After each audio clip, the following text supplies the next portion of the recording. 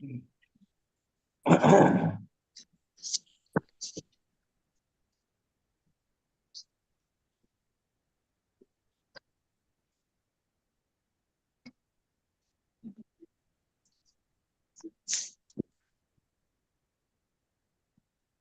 നമോ ഭഗവതേ വാസുദേവായ. ഓം നമോ ഭഗവതേ വാസുദേവായ. ഓം അജ്ഞാനതിമിരാന്തസ്യ ജ്ഞാനാഞ്ജനശലാകയ ചക്ഷുരുന്മീലിതം യേന തസ്മൈ ശ്രീ ഗുരവേ നമഃ.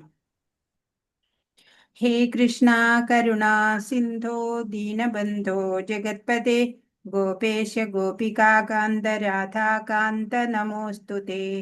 തപ്തകാഞ്ചന ഗൗരാംഗീ രാധേ വൃന്ദാവനേശ്വരി വൃഷഭാനുസുതേ ദേവി പ്രണമാമി ഹരിപ്രിയേ. ജയ ശ്രീകൃഷ്ണ ചൈതന്യ പ്രഭു നിത്യാനന്ദ ശ്രീ അദ്വൈത ഗദാധര ശ്രീവാസാദി ഗൗര ഭക്തവൃന്ദ. ഹരേ കൃഷ്ണ കൃഷ്ണ കൃഷ്ണ ഹരേ ഹരേ, ഹരേ രാമ രാമ രാമ ഹരേ ഹരേ. ഹരേ കൃഷ്ണ കൃഷ്ണ കൃഷ്ണ ഹരേ ഹരേ, ഹരേ രാമ രാമ രാമ ഹരേ ഹരേ. ശ്രീ ശ്രീ രാധാ ഗോവിന്ദ് കി ജയ്. ശ്രീല പ്രഭുപാദ് കി ജയ്. ഗുരു മഹാരാജ് കി ജയ്. ഹരേ കൃഷ്ണ. ഇസ്കോൺ മാംഗ്ലൂരിൽ നിന്നുള്ള ഭഗവത്ഗീത പഠനം ക്ലാസ്സിലേക്ക് എല്ലാവർക്കും സ്വാഗതം. നമ്മളിപ്പോ ഹരേ കൃഷ്ണ നമ്മള് ഒന്നാമത്തെ സെക്ഷൻ നമ്മളും പൂർത്തീകരിച്ചിരിക്കുകയാണ്. ഒന്നാം അധ്യായത്തിൽ എന്താ നമ്മൾ കണ്ടത്? അർജുനന്റെ വിഷാദം. ഹരേ കൃഷ്ണ. അർജുനന്റെ വിഷാദം കണ്ടു. രണ്ടാമത്തെ അധ്യായത്തില് ഞാൻ ആരാണ്, ഞാൻ ആത്മാവാണ് എന്നുള്ള ആത്മതത്വം നമ്മൾ ഗ്രഹിച്ചു. മൂന്നാം അധ്യായത്തില് പരമദിവ്യോത്തമ പുരുഷനുമായിട്ട് ഭഗവാനുമായിട്ട് കർമ്മയോഗചര്യയിലൂടെ എങ്ങനെ ബന്ധപ്പെടാം എന്ന് നമ്മൾ പഠിച്ചു. മൂന്നാം അധ്യായം. നാലാം അധ്യായത്തില് ആരാണ് പരമദിവ്യോത്തമ പുരുഷൻ, ആളെ നമുക്ക് എങ്ങനെ തിരിച്ചറിയാം എന്ന് ഭഗവാനെയും ജീവാത്മാക്കളെയും കുറിച്ചൊക്കെ പഠിച്ചു. അഞ്ചാമത്തെ അധ്യായത്തിൽ നമ്മള് ജ്ഞാനം നേടി പരിശുദ്ധനായിട്ട് കർമ്മം യോഗമായി ചെയ്തിട്ട് ശാന്തിയും പരമാനന്ദവും നേടാം എന്ന് നമ്മൾ കണ്ടു. അതില് അഞ്ചാം അധ്യായത്തിൽ 29ാമത്തെ ശ്രേഷ്ഠമായിട്ടുള്ള ധന്യമായ ശ്ലോകം നമ്മൾ കണ്ടു. പീസ് ഫോർമുലയാണത് പറഞ്ഞു. ആറാം അധ്യായത്തില് നമ്മൾ കണ്ടു ധ്യാനയോഗത്തില് കർമ്മയോഗം, ജ്ഞാനയോഗം, ഭക്തിയോഗം, ധ്യാനയോഗം, അങ്ങനെ 4 യോഗം. ഭക്തിയോഗമാണ് ശ്രേഷ്ഠം എന്ന്, ഭഗവാനിൽ പൂർണ്ണ വിശ്വാസത്തോടെ ഭക്തിയുത സേവനത്തിൽ ഏർപ്പെടുന്ന ഒരാളാണ് ഉത്തമനായ യോഗി എന്ന് നമ്മൾ കണ്ടു. ഈ അധ്യായം 7ാം അധ്യായത്തില് ഭൗതികവും ആധ്യാത്മികവുമായ എല്ലാറ്റിന്റെയും പരമ കാരണവും പരിപാലകനും ഭഗവാൻ തന്നെയാണ് എന്നുള്ള ആ കൃഷ്ണ തത്വമാണ് നമ്മൾ ഇവിടെ കാണുക. ഈശ്വരൻ ആര്, അദ്ദേഹത്തിന്റെ ഐശ്വര്യങ്ങൾ എന്തെല്ലാമാണ് എന്നൊക്കെയും ഇവിടെ പറയുന്നുണ്ട്. ഭഗവാനെ കുറിച്ച് കേൾക്കുക വഴി നമുക്ക് ഭഗവാനെ കുറിച്ച് ജ്ഞാനം ഉണ്ടാവും, അല്ലെ? അപ്പൊ നമുക്കറിയില്ല ഈ ഭൗതിക ലോകം എത്ര കാലം മുമ്പുണ്ടായതാണ്. കോടാനുകോടി വർഷം മുമ്പുണ്ടായതായിരിക്കണം. അപ്പോ ഭൗതിക ലോകത്തിന്റെ യജമാനനെ നമ്മൾ എങ്ങനെയാണ് അറിയുക, അല്ലെ? 100 വർഷം മുമ്പുള്ള ഒരു കെട്ടിടത്തിന്റെ വെയർഅബൌട്ട്സ് തന്നെ നമുക്ക് അറിയണമെങ്കിൽ വഴിയുണ്ട്. രജിസ്റ്റർ ഓഫീസിൽ പോയിട്ട് റെക്കോർഡ്സ് ഒക്കെ പരിശോധിച്ചാൽ കണ്ടുപിടിക്കാം. എന്നാൽ 500 വർഷം പഴക്കമുള്ള ഒരു കെട്ടിടമാണെങ്കിൽ അത് ആരുടേതാണെന്ന് എങ്ങനെയാ നമ്മൾ അറിയുക? അപ്പൊ നമ്മുടെ മുത്തശ്ശനോ മുത്തശ്ശിയോ ഒക്കെ പറയും, എന്റെ മുത്തശ്ശൻ പറഞ്ഞിട്ടുണ്ട് ഇത് ഇന്നാരുടെയാണ് എന്ന്. അങ്ങനെ പറയുമ്പോ നമ്മൾക്കൊരു ഐഡിയ. എന്നാൽ 1000 വർഷം മുമ്പ് പഴക്കമുള്ള ഒരു കെട്ടിടമാണെങ്കിൽ അതറിയാനോ ഒരു മാർഗവും ഇല്ല. അപ്പൊ പിന്നെ കോടാനുകോടി വർഷം മുമ്പ് അത്രയും പഴക്കമുള്ള ഈ ഭൗതിക ലോകത്തിന്റെ യജമാനനെ നമ്മൾ എങ്ങനെയാണ് അറിയാൻ പറ്റുക? അപ്പോ നമുക്ക് അറിയാനുള്ള വഴികള് 3 പ്രമാണങ്ങൾ ഉണ്ടെന്നാണ്. ഏതൊക്കെയാണ്? ഒന്നാമത്തെ പ്രത്യക്ഷ പ്രമാണാണ്. കണ്ടിട്ട് നമ്മൾ അറിയും, അല്ലെ? കണ്ട് മനസ്സിലാക്കുക. എന്നാലോ നമ്മുടെ ഇന്ദ്രിയങ്ങളൊക്കെ പരിമിതങ്ങളായതിനാല് ആ അറിവ് പൂർണ്ണമാവണമെന്നില്ല. ഇപ്പൊ ധൃതരാഷ്ട്രര്, ദുര്യോധനൻ, ശകുനി, സാൽവൻ അങ്ങനെയുള്ളവരൊക്കെ അവരുടെ മുമ്പിലൊക്കെ പ്രഭു ശ്രീകൃഷ്ണൻ പ്രത്യക്ഷ രൂപത്തിൽ ഉണ്ടായിരുന്നു. പക്ഷേ അവർക്ക് മഹത്വം മനസ്സിലാക്കാനൊന്നും സാധ്യമായില്ല. ഇനി രണ്ടാമതൊന്നുണ്ട്, അനുമാന പ്രമാണം എന്ന്. ഇപ്പൊ പുക, അകലേന്ന് പുക കണ്ടു കഴിഞ്ഞാൽ നമ്മൾ പറയും, ഓ അവിടെ തീ കത്തുന്നുണ്ട് എന്ന്. പക്ഷെ അത് തീർത്തും ശരിയാവണമെന്നൊന്നുമില്ല, അല്ലെ? ഇപ്പൊ ഉദാഹരണമായിട്ട് ഹൈലി ക്വാളിഫൈഡ് ആയിട്ടുള്ള ഡോക്ടർമാരുടെ ഒരു കോൺഫറൻസ് നടന്നുകൊണ്ടിരിക്കുകയാണ്. ലോകത്തിൽ പലയിടത്ത് നിന്ന് പ്രഗത്ഭരായ ഡോക്ടർമാർ വന്നിട്ടുണ്ട്. അങ്ങനെ യോഗമൊക്കെ കഴിഞ്ഞു 4 പേര് കൂടി നിന്ന് സംഭാഷണം നടത്തുക. അവരുടെ മുമ്പിൽ കൂടെ ഒരാൾ മുടന്തി നടക്കണു. അപ്പോഴേ ന്യൂറോളജിസ്റ്റ് പറയാണ്, അയാൾക്ക് ബ്രെയിനിലേക്കുള്ള ഒരു നെർവിന് എന്തോ പ്രശ്നമുണ്ട് എന്ന്. കാർഡിയോളജിസ്റ്റ് പറഞ്ഞു, ആൾക്ക് ഹാർട്ടിനൊരു ഗുരുതര പ്രശ്നം വരാൻ പോകുന്നുണ്ട്. അപ്പോഴേക്കും ഓർത്തോ ഡോക്ടർ പറഞ്ഞു, അയാളുടെ കാലിന് ഹെയർലൈൻ ഫ്രാക്ചർ ആയിട്ടുണ്ട് എന്നാ തോന്നണേ എന്ന്. അപ്പൊ 4ാമത്തെ ആള് പറഞ്ഞു, ഞാൻ അയാളോട് തന്നെ ചെന്ന് ചോദിക്കാം. അപ്പോഴേ ചോദിച്ചപ്പോ അയാൾ എന്താ പറയണേ, എന്റെ ഒരു ചെരുപ്പിന്റെ വള്ളി പൊട്ടിയിട്ടുണ്ട്, ഒരു സ്ട്രാപ്പ് പൊട്ടിപ്പോയിട്ടുണ്ട്, അതുകൊണ്ടാണ്. അപ്പൊ പരമയോഗ്യന്മാരായിട്ടുള്ള ഡോക്ടർമാർ പോലും ഹൈപ്പോത്തസിസിൽ പരാജയപ്പെടുകയാണ്. അപ്പൊ അനുമാനം എപ്പോഴും ശരിയാവണമെന്നില്ല എന്നാണ്. സ്വതവേ ഒരു ടെൻഡൻസി ഉണ്ട് അല്ലേ മനുഷ്യന്, ടു കമ്മിറ്റ് മിസ്റ്റേക്സ്. അതാണ് മനുഷ്യന്റെ ഒരു ന്യൂനത. പിന്നെ 3ാമത് ശബ്ദ പ്രമാണമാണ്. വൈദിക ശാസ്ത്രങ്ങളിൽ നിന്നൊക്കെ നമുക്ക് ഭഗവാനെ കേട്ടിട്ട് അറിയാൻ പറ്റും. വേദങ്ങൾ ശ്രുതികളാ, ശ്രുതികൾ ശ്രുതി മാതാ, അമ്മയ്ക്ക് തുല്യം എന്നാണ്.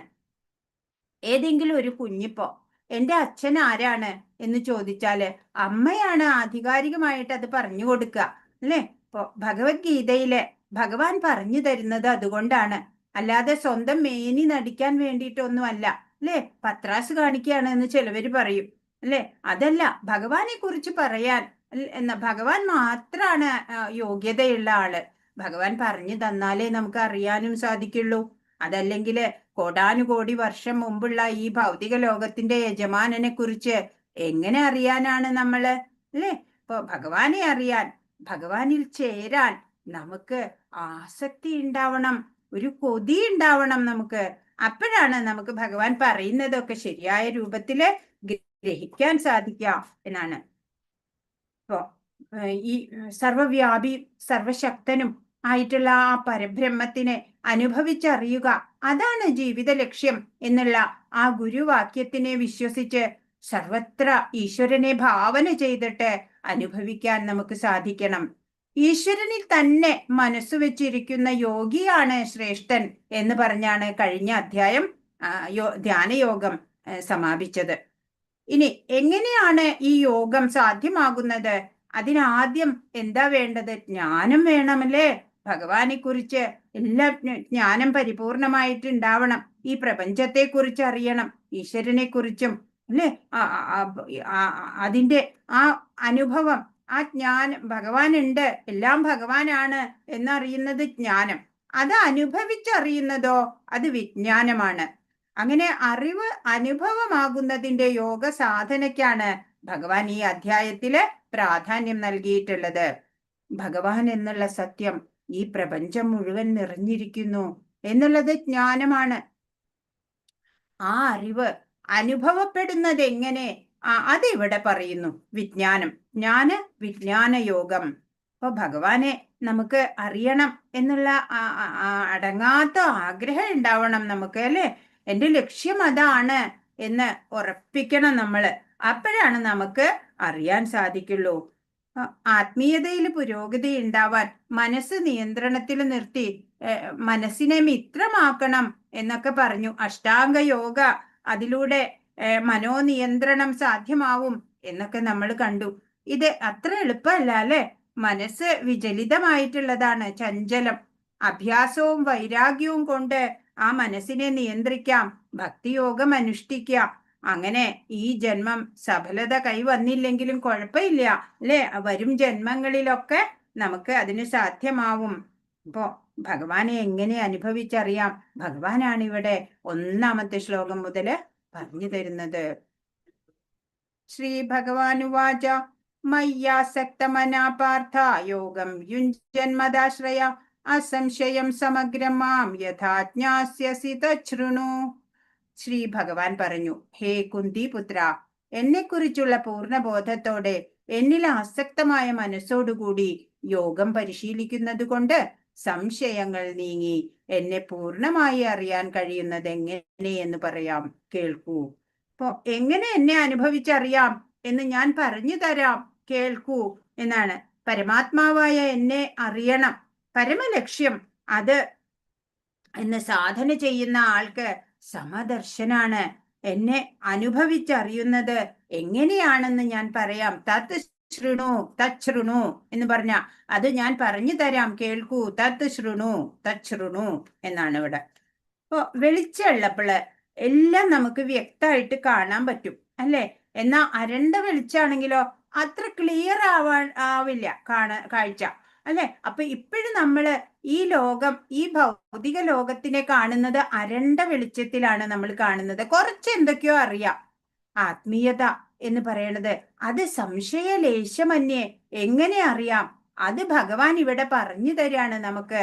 അതാണ് തത് ശൃണു, അത് കേൾക്കൂ, ഞാൻ കൃത്യമായിട്ട് പൂർണ്ണമായിട്ടുള്ള അറിവ് ഞാൻ പറഞ്ഞു തരാം എന്ന് ഭഗവാൻ നമുക്ക് പറഞ്ഞു തരാണ്. ഇപ്പൊ പരമസത്യമായിട്ടുള്ള ഭഗവാൻ കൃഷ്ണനെ അറിയുക, ഈ പ്രക്രിയയെ പറ്റിയിട്ട് ശ്രീമദ് ഭാഗവതത്തില് പ്രഥമ സ്കന്ധത്തില് 2-ാം അധ്യായത്തിൽ പറയുന്നുണ്ട്. ഈ ഭഗവാനെ കുറിച്ച് കേൾക്കുന്നതും ഭഗവത്ഗീതയിലൂടെ നേരിട്ട് ഭഗവാന്റെ വാക്കുകൾ കേൾക്കുന്നതും തന്നെ പുണ്യകർമാണ്. എല്ലാവരുടെയും ഹൃദയത്തിൽ കുടികൊള്ളുന്ന ആ ഭഗവാൻ കൃഷ്ണൻ തന്റെ കഥകൾ കേൾക്കുന്നവർക്ക് ഹിതകാരിയായ ഒരു സുഹൃത്തിനെ പോലെയാണ് പ്രവർത്തിക്കുക. നിരന്തരം കൃഷ്ണ കഥാശ്രവണത്തിൽ ഏർപ്പെടുന്ന ഭക്തനെ പവിത്രീകരിക്കുകയാണ് ചെയ്യണത്. അങ്ങനെ തന്നിൽ കിടക്കുന്ന ഈ അതീന്ദ്രിയ ജ്ഞാനം ഉണ്ടല്ലോ, ആ ദൈവികത, അത് ഭക്തനിൽ ഇങ്ങനെ തനിയെ വളർന്നു വരും. ആ ദൈവികത അത് പ്രബലമായി വരും എന്നാണ്. ഏതൊന്നിനെ അറിഞ്ഞു കഴിഞ്ഞാൽ ഈ പ്രപഞ്ചത്തിൽ പിന്നെ മറ്റൊന്നും അറിയാൻ ബാക്കിയില്ലയോ? ആ അറിവ്, അതാണ് യഥാർത്ഥമായിട്ടുള്ള ജ്ഞാനം. അത് അനുഭവിച്ചറിയുക, അതാണ് നമ്മുടെ യഥാർത്ഥ ലക്ഷ്യം. അതെങ്ങനെ സാധ്യമാവും? ഒരു സംശയത്തിനും ഇട നൽകാതെ ഞാൻ പറഞ്ഞു തരാം എന്ന് ഭഗവാൻ ഇവിടെ നമ്മളോട് പറയാണ്. ഇപ്പൊ കൃഷ്ണനിൽ നിന്നോ, കൃഷ്ണാവബോധം ഉദിച്ച ഭക്തനിൽ നിന്നോ കേൾക്കുന്നത് കൊണ്ട് മാത്രമേ ഒരാൾക്ക് കൃഷ്ണന്റെ ശാസ്ത്രം ഗ്രഹിക്കാൻ സാധിക്കുള്ളൂ. ഹരേ കൃഷ്ണ. 2-ാമത്തെ ശ്ലോകം. ജ്ഞാനം തേഹം സവിജ്ഞാനം ഇതം വക്ഷ്യാമ്യശേഷത യജ്ഞാത്വാനേഹ ഭൂയോന്യജ്ഞാതവ്യമവശിഷ്യത്തെ. വൈഷയിക ജ്ഞാനത്തെയും അതീന്ദ്രിയ ജ്ഞാനത്തെയും ഞാൻ ഇനി പൂർണ്ണമായി വിശദീകരിച്ചു തരാം. അതറിഞ്ഞാൽ പിന്നെ നിനക്ക് വേറെ ഒന്നും അറിയേണ്ടതായിട്ടില്ല. ഭൗതിക പ്രപഞ്ചത്തിനെ, അതിന്റെ പിന്നിലുള്ള ചേതനയെയും ഇത് രണ്ടിന്റെയും ഉറവിടത്തെ കുറിച്ചുള്ള അറിവ്, അതാണ് സമഗ്രമായ ജ്ഞാനം. ഇതാണ് അതീന്ദ്രിയ ജ്ഞാനവും. ഇപ്പൊ അർജുനൻ വിശ്വസ്ത ശിഷ്യനാണ്, സുഹൃത്താണ്. അതുകൊണ്ടാണ് ഈ ജ്ഞാനമൊക്കെ ഉപദേശിക്കാൻ തുനിയുന്നത്. എല്ലാ തരം അറിവിന്റെയും ഉറവിടവും സർവത്തിന്റെ കാരണഭൂതവും വിവിധ യോഗാനുഷ്ഠാനങ്ങളുടെ ഏക ലക്ഷ്യവും എല്ലാം ഭഗവാനാണ്. സർവകാരണങ്ങൾക്കും കാരണം, അല്ലേ? ഭഗവാൻ പ്രഭു ശ്രീകൃഷ്ണനാണ്. അതറിഞ്ഞു കഴിഞ്ഞാല് പിന്നെ അറിയാൻ ഒന്നും ബാക്കി ഉണ്ടാവില്ല എന്നാണ്. ഹരേ കൃഷ്ണ. അടുത്ത ശ്ലോകം. ആയിരക്കണക്കിന് ആളുകള് പരിശ്രമിച്ചിട്ട് അതിലൊരാൾക്ക് മാത്രാണ് ആത്മീയതയിലൊക്കെ താല്പര്യം വരാനും ഭഗവാനെ കുറിച്ച് അറിയാനും ഒക്കെ സാധിക്കണുള്ളൂ എന്നാണ് 3-ാമത്തെ ശ്ലോകം പറയുന്നത്. മനുഷ്യാണാം സഹസ്രേഷു കശ്ചിദ്യതതി സിദ്ധയേ യദതാമപി സിദ്ധാനാം കശ്ചിന്മാം വേത്തി തത്വതാ. ആയിരക്കണക്കിന് ആളുകളിൽ ചിലപ്പോൾ ഒരാൾ പൂർണ്ണത നേടാൻ ഉദ്യമിച്ചേക്കാം. അങ്ങനെ പൂർണ്ണത നേടിയവരിലും ഒന്നിലേറെ പേർ എന്നെ തികച്ചും അറിയുന്നതുമില്ല. ഇപ്പൊ എത്ര കോടാനുകോടി ജനങ്ങളുണ്ട്, അല്ലെ? എത്ര പേർക്ക് അറിയാം ഭഗവത്ഗീതയുടെ സന്ദേശങ്ങള്, അല്ലെ? ഇപ്പൊ ഉത്സവത്തിന്, ഇപ്പൊ ഗുരുവായൂർ അമ്പലത്തിലെ ഉത്സവാണ്, ലക്ഷക്കണക്കിന് പേരാ വരുന്നത്, അല്ലെ? വിശ്വാസികള്, അല്ലെങ്കിൽ അനൗൺസ്മെന്റിലൊക്കെ പറയും ഭക്തജനങ്ങളെ എന്നൊക്കെ പറയൂ, അല്ലെ? ഇവരൊക്കെ വരുന്നവരൊക്കെ ഭക്തജനങ്ങളാണോ? അവരോട് ആരോടെങ്കിലും ചോദിച്ചു നോക്കൂ, നിങ്ങൾക്ക് ഭഗവത്ഗീത കുറിച്ച് അറിവുണ്ടോ? നിങ്ങൾക്ക് സാധനയിലൂടെ ആത്മീയ പുരോഗതി നേടാൻ ശ്രമിക്കുന്നവരുണ്ടോ? നന്നേ കുറയും അല്ലെ? വെറുതെ ക്ഷേത്രത്തിൽ പോകുന്നു, പണ്ട് കുട്ടിയായിരിക്കുമ്പോ മുതലേ ക്ഷേത്രത്തിൽ പോകുന്നു, തൊഴുന്നു, ഉത്സവത്തിൽ പങ്കെടുക്കുന്നു, കഴിഞ്ഞു. അവരുടെ ആത്മീയത അവിടെ നിൽക്കുകയാണ്. 60 കൊല്ലായാലും അത് അതേപടി നിൽക്കുന്നേ ഉള്ളൂ. യാതൊരു പുരോഗതിയില്ല അല്ലെ? അങ്ങനെയല്ല വേണ്ടത്. സാധനയിലൂടെ നമ്മള് ആത്മീയ പുരോഗതി നേടാൻ ശ്രമിക്കണം അല്ലേ? ശാസ്ത്രജ്ഞാനം സമ്പാദിക്കണം. എന്നാലാണ് നമുക്ക് വിജയം ഉണ്ടാവുള്ളൂ. ആദ്യ തലത്തിലൊക്കെ എന്ത് വേണം? ഭഗവത് കഥകളിലൂടെ നമ്മൾ ഭഗവാനെ അറിയണം അല്ലെ? രുചി വരണം അതിലൊക്കെ. പിന്നീട് അതിന്റെ തത്വങ്ങള് താത്വികമായിട്ട് മനസ്സിലാക്കാൻ പിന്നീട് ശ്രമിക്കണം. കഥകളുടെ ഒക്കെ പിന്നിൽ ഒരു തത്വം ഉണ്ടാവും. അത് പിന്നീട് നമ്മൾ മനസ്സിലാക്കാൻ ശ്രമിക്കണം. അപ്പൊ ഭഗവാനാണ് പരംപുരുഷനായിട്ടുള്ള സർവകാരണങ്ങൾക്കും കാരണഭൂതനും ആദിമനുമായിട്ടുള്ള ഗോവിന്ദൻ എന്ന് ബ്രഹ്മസംഹിതയിൽ പറയുന്നുണ്ട്. ഈശ്വര പരമകൃഷ്ണ സച്ചിദാനന്ദ വിഗ്രഹ അനാദിരാദിർ ഗോവിന്ദ സർവകാരണ കാരണം. അല്ലെ? ഭക്തി ഇല്ലാത്തവർക്ക് ഭഗവാനെ മനസ്സിലാക്കാൻ വളരെ പ്രയാസമായിരിക്കും. മനസ്സിലാവില്ല ഭഗവാനെ കുറിച്ച്. അപ്പോ 10,000-കണക്കിന് ആളുകള് ഭഗവത്ഗീത കേൾക്കുന്നുണ്ട്. അതിൽ വളരെ കുറച്ചു പേർക്ക് മാത്രമേ അത് ഉൾക്കൊള്ളാൻ സാധിക്കുള്ളൂ അല്ലെ? ഭഗവത് കൃപ വേണം അതിനും, എന്നാലാണ് നമുക്ക് ഗ്രഹിക്കാൻ സാധിക്കുള്ളൂ എന്നാണ്. അപ്പൊ അതിനെന്ത് വേണം? ഗുരുവിലും ഭഗവാനിലുമുള്ള ഭക്തി, അതാണ് നമ്മളെ പുരോഗതിയിലേക്ക് എത്തിക്കുന്നത്. ഇപ്പോ ഒരു കുട്ടി ജയിലിൽ ജനിക്കും ചിലപ്പോള്. കുട്ടികളെ അല്ലെ, അമ്മ തെറ്റ് ചെയ്തിട്ടുണ്ടെങ്കിൽ ജയിലിലാവും. അപ്പൊ കുട്ടി ജയിലിലാ ജനിക്കുന്നത്, അവിടെയാ വളരുന്നത്. അപ്പൊ ഈ കുട്ടിക്ക് ഇതാണ് ലോകം, പുറത്തേക്കൊന്നും പോയിട്ടില്ല. അപ്പൊ കുറച്ച് വലുതാവുമ്പോഴ് മനസ്സിലാവും. ചിലർ ഇവിടുന്ന് പുറത്തേക്ക് പോകുന്നുണ്ട്, മറ്റു ചിലരോ അകത്തേക്ക് വരുന്നുണ്ട്.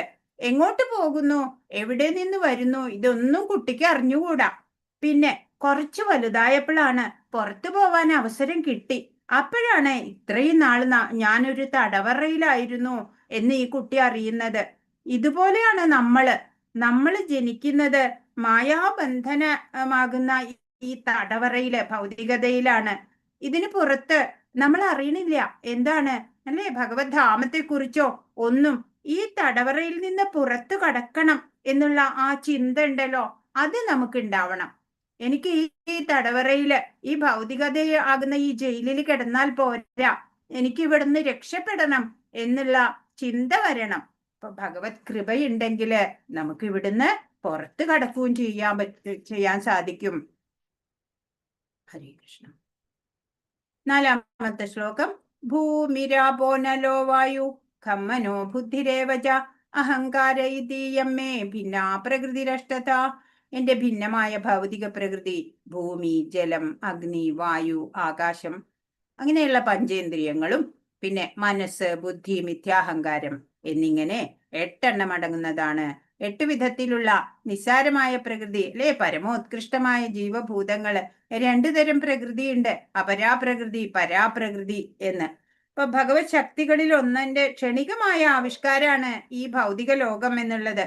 ഇതിന്റെ സകല പ്രവർത്തനങ്ങളും ഭഗവാൻ കൃഷ്ണന്റെ രൂപവിസ്തരണങ്ങളായിട്ടുള്ള 3 വിഷ്ണുമൂർത്തികളുടെ ആഭിമുഖ്യത്തിലാണ് നടക്കുന്നത്.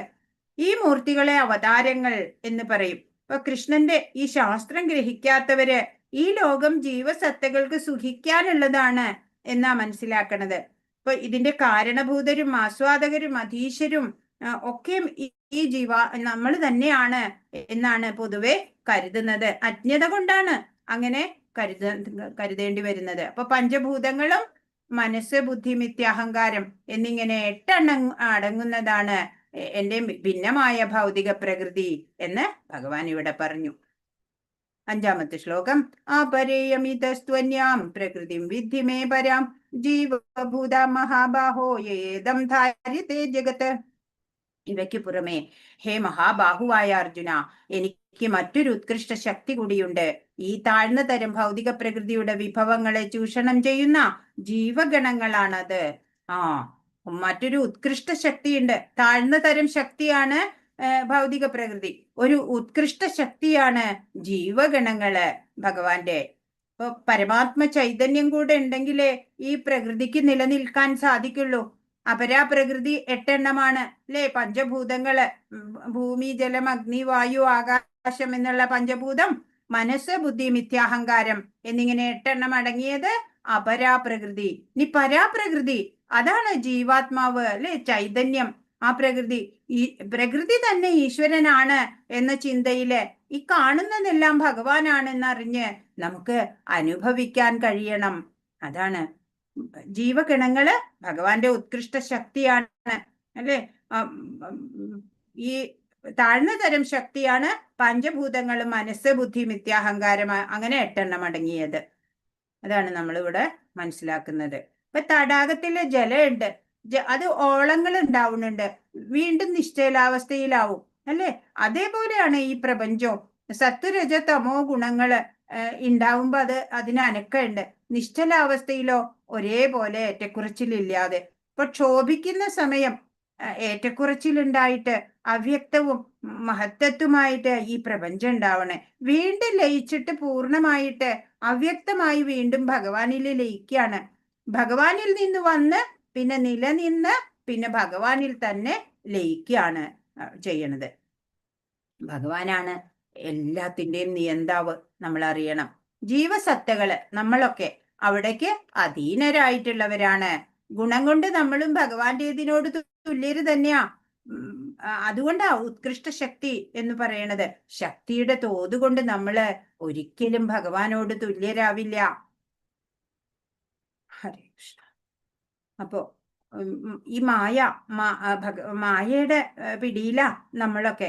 ഈ മായാശക്തിയുടെ പ്രഭാവത്തിൽ നിന്ന് നമ്മൾ മോചനം നേടണം. അപ്പോഴാണ് ഈ ജീവന് മോക്ഷമുണ്ടാവണത്. ഏതദ്യോനീനി ഭൂതാനി സർവാണി ഇത്യുപധാരയ അഹം കൃഷ്ണസ്യ ജഗത പ്രഭവ പ്രളയസ്തഥാ. സൃഷ്ടിയിലെ എല്ലാറ്റിന്റെയും ഉറവിടം ഈ 2 ശക്തികളാണ്. ആധ്യാത്മികവും ഭൗതികവുമായി ഇവിടെയുള്ള എല്ലാറ്റിന്റെയും ഉദ്ഭവവും വിനാശവും ഞാൻ തന്നെ എന്ന് നിശ്ചയമായും അറിയുക. ഒരു ഭക്തനെ സംബന്ധിച്ച് ഭഗവാൻ പറയുന്നത് തന്നെയാണ് സത്യം, അല്ലെ? ഈ പ്രപഞ്ചം ഭഗവാനിൽ നിന്നുണ്ടായി നിലനിന്ന് ഭഗവാനിൽ തന്നെ ലയിക്കുന്നു. അപ്പൊ നമുക്ക് ആ ഭഗവാനിലെ ശ്രദ്ധ വേണം, അല്ലെ? അത് പിന്നെ വിശ്വാസം ആണ് ശ്രദ്ധ. അത് പിന്നെ അനുഭവമാക്കണം, അല്ലെ? പരാപ്രകൃതി അപരാപ്രകൃതി, അത് രണ്ടും കൂടെയാണ് ഈ പ്രപഞ്ചം ഉണ്ടായിട്ടുള്ളത്. ഇതെല്ലാം നമ്മള് മനസ്സിലാക്കണം. ഭഗവാൻ ചരാചരാത്മാവാണ്. ചരങ്ങളിലും അചരങ്ങളിലും ഭഗവാനുണ്ട്. ഈ പ്രപഞ്ച രൂപത്തിൽ കാണുന്നതെല്ലാം ഈശ്വരനാണ്. ഭഗവാനിൽ നിന്നാണ് ഈ പ്രപഞ്ചം ഉണ്ടായതും ലയിക്കുന്നതും, അല്ലെ? ഭഗവാൻ അല്ലാതെ മറ്റൊന്നുമില്ല എന്ന് ഇവിടെ സാക്ഷ്യപ്പെടുത്തുകയാണ് ഭഗവാൻ. കാണുന്നതെല്ലാം ചേതനയുടെയും പദാർത്ഥത്തിന്റെയും ഉൽപ്പന്നങ്ങൾ തന്നെ. ചേതനയാണ് സൃഷ്ടിയുടെ അടിസ്ഥാന മണ്ഡലം, പദാർത്ഥോ ചേതനയുടെ സൃഷ്ടിയാണ്. ഈ ഒരു ശ്ലോകം, 7ാമത്തെ ശ്ലോകം, ശ്രേഷ്ഠമായ ശ്ലോകം, ധന്യമായ ശ്ലോകമാണ്. എപ്പോഴും നമ്മൾ മനനം ചെയ്യേണ്ടതാണ്. മത്ത പരതരം നാണ്യത് കിഞ്ചിദസ്തി ധനഞ്ജയ മയി സർവമിതം പ്രോതം സൂത്രേ മണിഗണായിവ. ഹേ ധനഞ്ജയ, എന്നേക്കാൾ ശ്രേഷ്ഠമായ ഒരു സത്യമില്ല. മുത്തുകൾ നൂലിന്മേലെന്ന പോലെ സർവവും എന്നിൽ ഇണക്കി കോർക്കപ്പെട്ടിരിക്കുന്നു. എന്നിൽ നിന്ന് ഭിന്നമായിട്ട് ഇവിടെ യാതൊന്നും ഇല്ല എന്ന് ഭഗവാൻ പറയാണ്. പ്രപഞ്ച വസ്തുക്കളെല്ലാം ഞാനാകുന്ന ചരടില് കോർക്കപ്പെട്ടിരിക്കുകയാണ് എന്നാണ്. ഇപ്പൊ ജഗത്തിന്റെ ജന്മതനും അന്തകനും എല്ലാം ഭഗവാനാണ്, അല്ലേ? അപ്പോ ഭഗവാൻ അല്ലാതെ ഇവിടെ മറ്റൊന്നുമില്ല. ചാന്തോക്യോപനിഷത്തിലെ ഒരു കഥ പറയട്ടെ. ശ്വേതകേതു പിതാവായിട്ടുള്ള ഉദ്ദാലക മഹർഷിയോട് ചോദിക്കുകയാണ് മകൻ, സർവം ഈ പ്രപഞ്ചം മുഴുവൻ ഈശ്വരനാണ് എന്നുണ്ടെങ്കിൽ എന്തുകൊണ്ട് ഈശ്വരനെ കാണുന്നില്ല എന്ന്. അപ്പോ ഉത്തരം പറയാതെ ഉദ്ദാലക മഹർഷി ഒരു പാത്രത്തിൽ കുറച്ച് ഉപ്പ് വെള്ളത്തിലിട്ട് വെക്കാൻ ആവശ്യപ്പെട്ടു.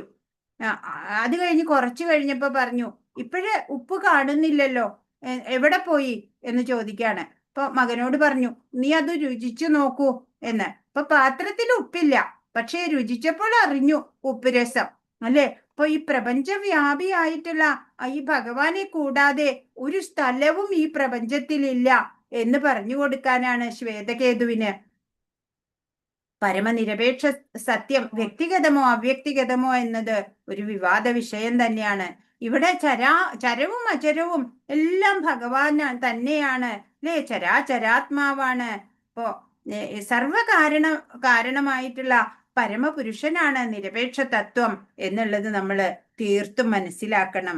പരാപ്രകൃതിയും അപരാപ്രകൃതിയും കൂടെ ഈ പ്രപഞ്ചം, അല്ലെ? ഭഗവാൻ അല്ലാതെ ഇവിടെ ഒരു വസ്തുവില്ല എന്ന സങ്കല്പം, അതാണ് നമുക്ക് നിർവൃതി തരുന്നത്. ഇപ്പോ ഒരു സാരി കാണുമ്പോൾ നമ്മൾ പറയും നല്ല ഭംഗിയുള്ള സാരിയാണ് പറയും, അല്ലെ? പക്ഷെ നെയ്ത്തുകാരനെ സംബന്ധിച്ച് എന്താണ്? അയാൾക്കറിയാം നൂലുകൾ കോർത്തിട്ടുള്ളതാണ് ഇത്. യഥാർത്ഥത്തിൽ ഇത് നൂലുകളാണ്. നമ്മൾ അതിന് സാരി എന്ന് പേര് കൊടുക്കണോ എന്ന് മാത്രമേ ഉള്ളൂ. അതുപോലെയാണ്